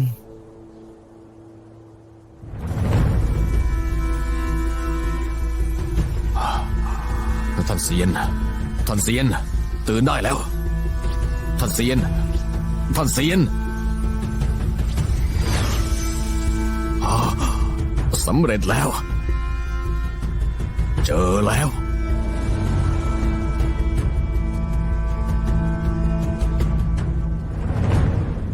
ผู้อาวุโสลูก ผู้อาวุโสลูก ใครใครอยู่ในนั้น ข้าเองซินเหมย เจ้าอยู่ไหน ท่านคุยกับใครนะ ข้าอยู่ในห้วงแห่งจิตท่าน ผู้อาวุโสลูกโปรดมาพบข้าด้วย นี่เอา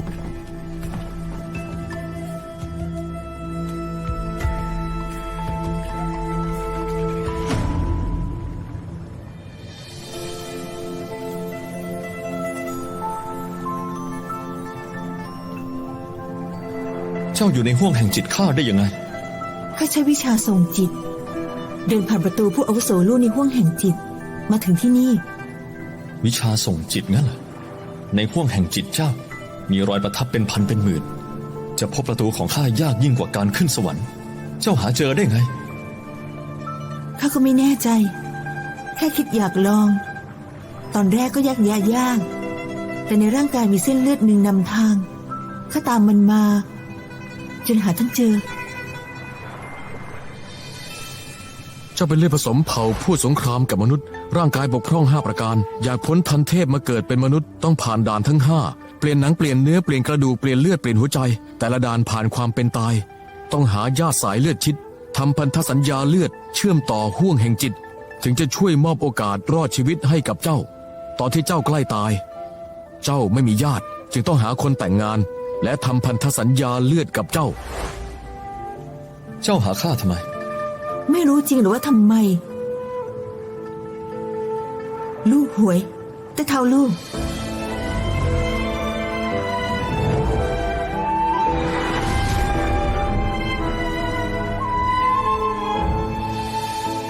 เรื่องราวก็เป็นเช่นนี้ ข้าก็คาดไม่ถึง จะได้พบเจ้าที่หุบเขาฉงหลิง ข้าตื่นขึ้นในโรงเตรียมผิงอัน ไม่ใช่เพราะป่วยหนัก แต่เพราะท่านลบความทรงจำใช่ไหม ใช่ ข้าไม่เข้าใจ ทั้งที่วิชาท่านสูงส่ง ตอนอยู่หุบเขาชงลิง ช้างเฟิงจือแห่งเทียนอยู่ยังสู้ท่านไม่ได้ แต่ตอนนั้นทำไมท่านยอมติดคุก รับโทษแล่เนื้อเถือหนังถ้ารู้ว่าตัวเองจะไม่ตาย แล้วเหตุใดต้องแต่งงานกับข้า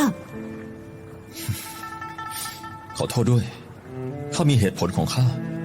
บอกเจ้าไม่ได้ ต่อให้ข้ารู้ความจริงภายหลัง แต่ข้าก็เป็นแค่ผู้บำเพ็ญขั้นสร้างรากฐานทำอะไรท่านไม่ได้ แล้วทำไมต้องลบความทรงจำทำไมต้องหลอกข้าต่อไปล่ะ ข้าไม่ได้จะหลอก พบกันที่หุบเขาฉงหลิงเป็นเรื่องบังเอิญ ข้ารู้ว่า สร้างปัญหาให้เจ้ามาก อยากให้ชดเชยอะไร บอกมาได้เลย ข้ายอมทุกอย่าง ก็ยังอธิบายให้ข้าฟังไม่ได้ ใช่ไหม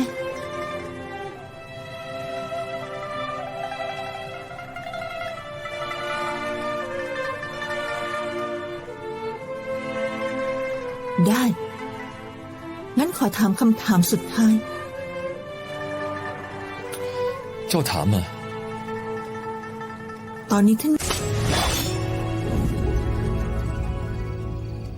ข้าอยู่ขั้นสร้างรากฐาน ความสามารถปานกลาง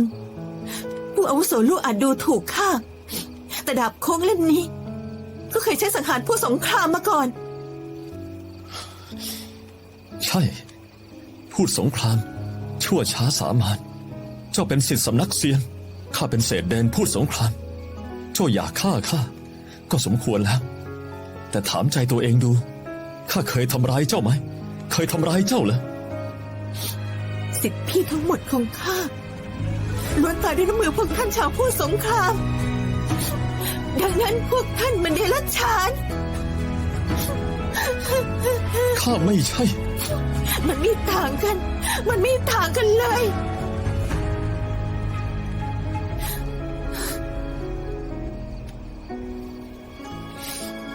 ได้ งั้นเจ้าก็ฆ่าข้าเถอะ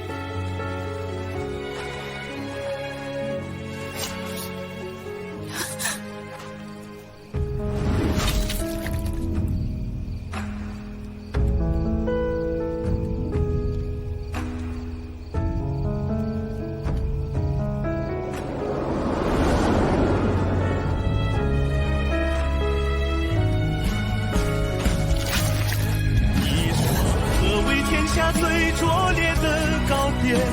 喋喋不休的杀月？莫等燕朝那片薄雪，败了少年再见。你说火海渐远，何时才能还钱？了却无手对 ถ้าไม่ลงมือ ข้าจะไปแล้วนะ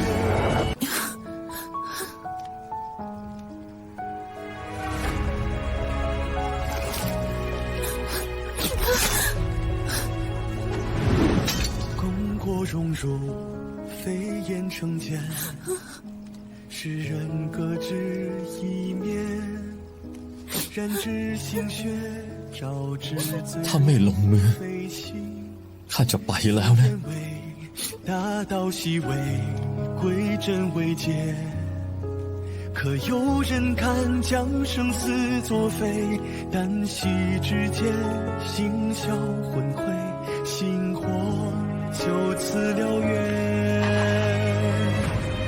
你说何为天下最拙劣的告别？喋喋不休的杀月。 莫等燕朝那片薄雪，败了少年再见。你说火海渐远，何时才能还血？粉身正袍枯灰，手心照回，回人间曙光，照亮穹天。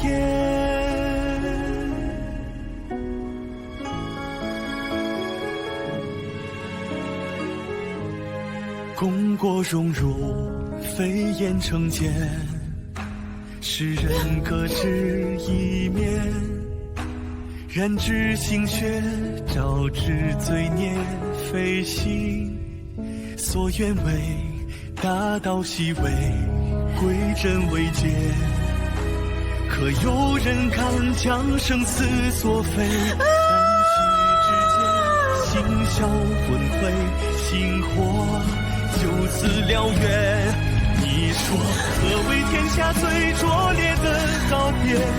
喋喋不休的杀月，莫等燕朝那片薄雪，败了少年再见。你说苦海田园何时才能还钱？了却无手对决，手心朝晖回人间，这残局该由人来。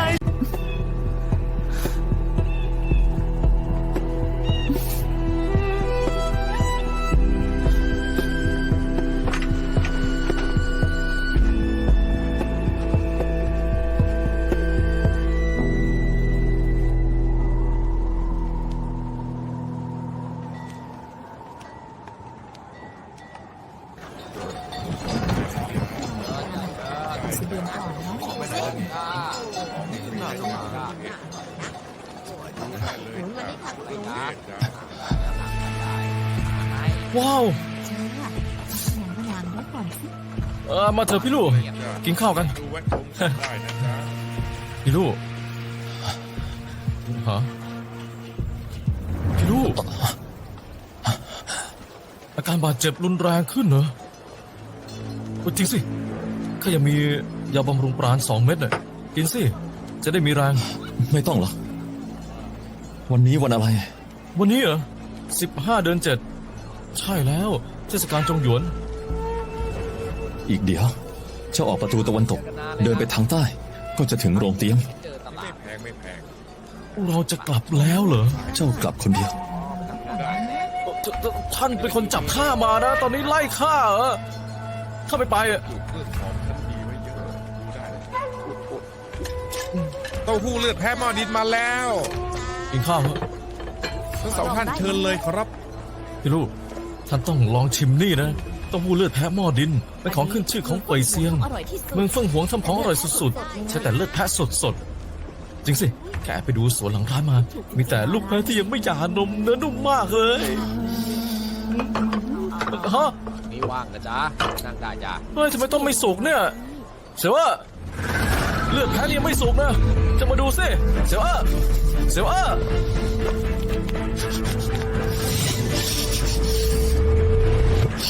นี่รีบต้มให้ข้าใหม่เลย ขออภัยจริงๆ ข้าจะรีบเปลี่ยนให้ จะเปลี่ยนให้ท่านใหม่นะ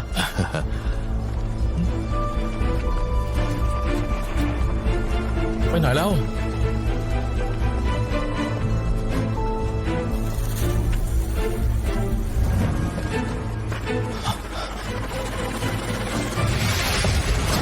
เซียนเฉียวความกระหายเจ้ากำเริบ ท่านแม่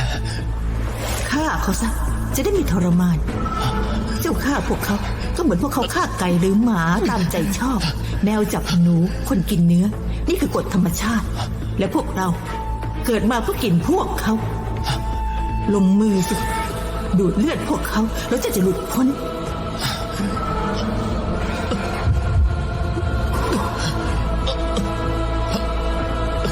ลงมือเถอะ ลงมือเถอะ ลงมือสิ เร่งมาเร่งมา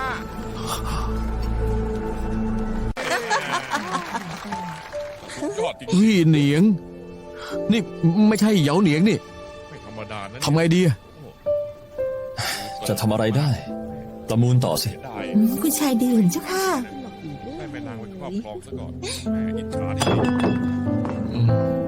อีกสักจอก2 จอก ท่านมาที่นี่ได้ยังไง รู้จักข้าเหรอทำไมเจ้าดูคุ้นๆนะช่างฮะ รู้จักหรือไม่รู้จักก็ช่างดื่มเหล้าไปมะ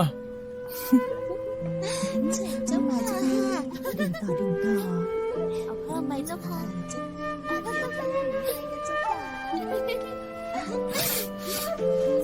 มาจ้ามาดื่มกันมามาทำมานี่มาเลี้ยงพี่ก่อนเลยวันนี้มาใช่แล้วจ้ากินกับคืนนี้คุ้มจริง ดี สะใจจริง สวยงามนัก ๆ ดื่มให้เจ้า อยู่กับเจ้าทั้งคืน ดื่มอีกหน่อยนะเจ้าค่ะ เอออืมอืม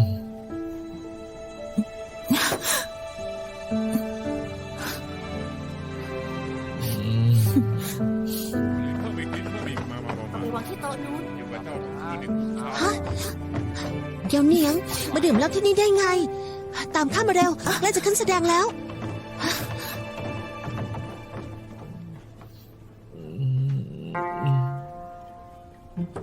นี่มาดื่มต่อสิ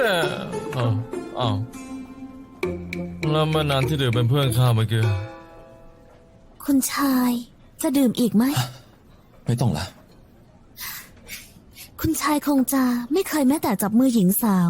ทำไมใส่เสื้อเช่นนี้ พี่ชายปล่อยวาสนาเรื่องสตรีไปเนี่ย จะถูกสวรรค์ลงโทษนะ ข้ารินให้เจ้าค่ะ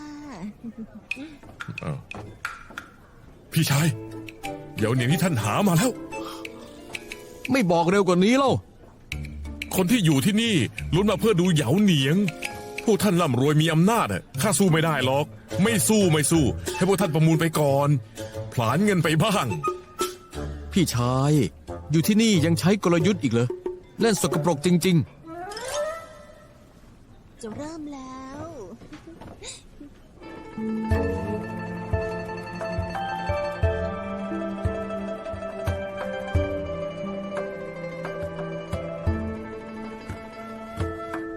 ๆ ฮะ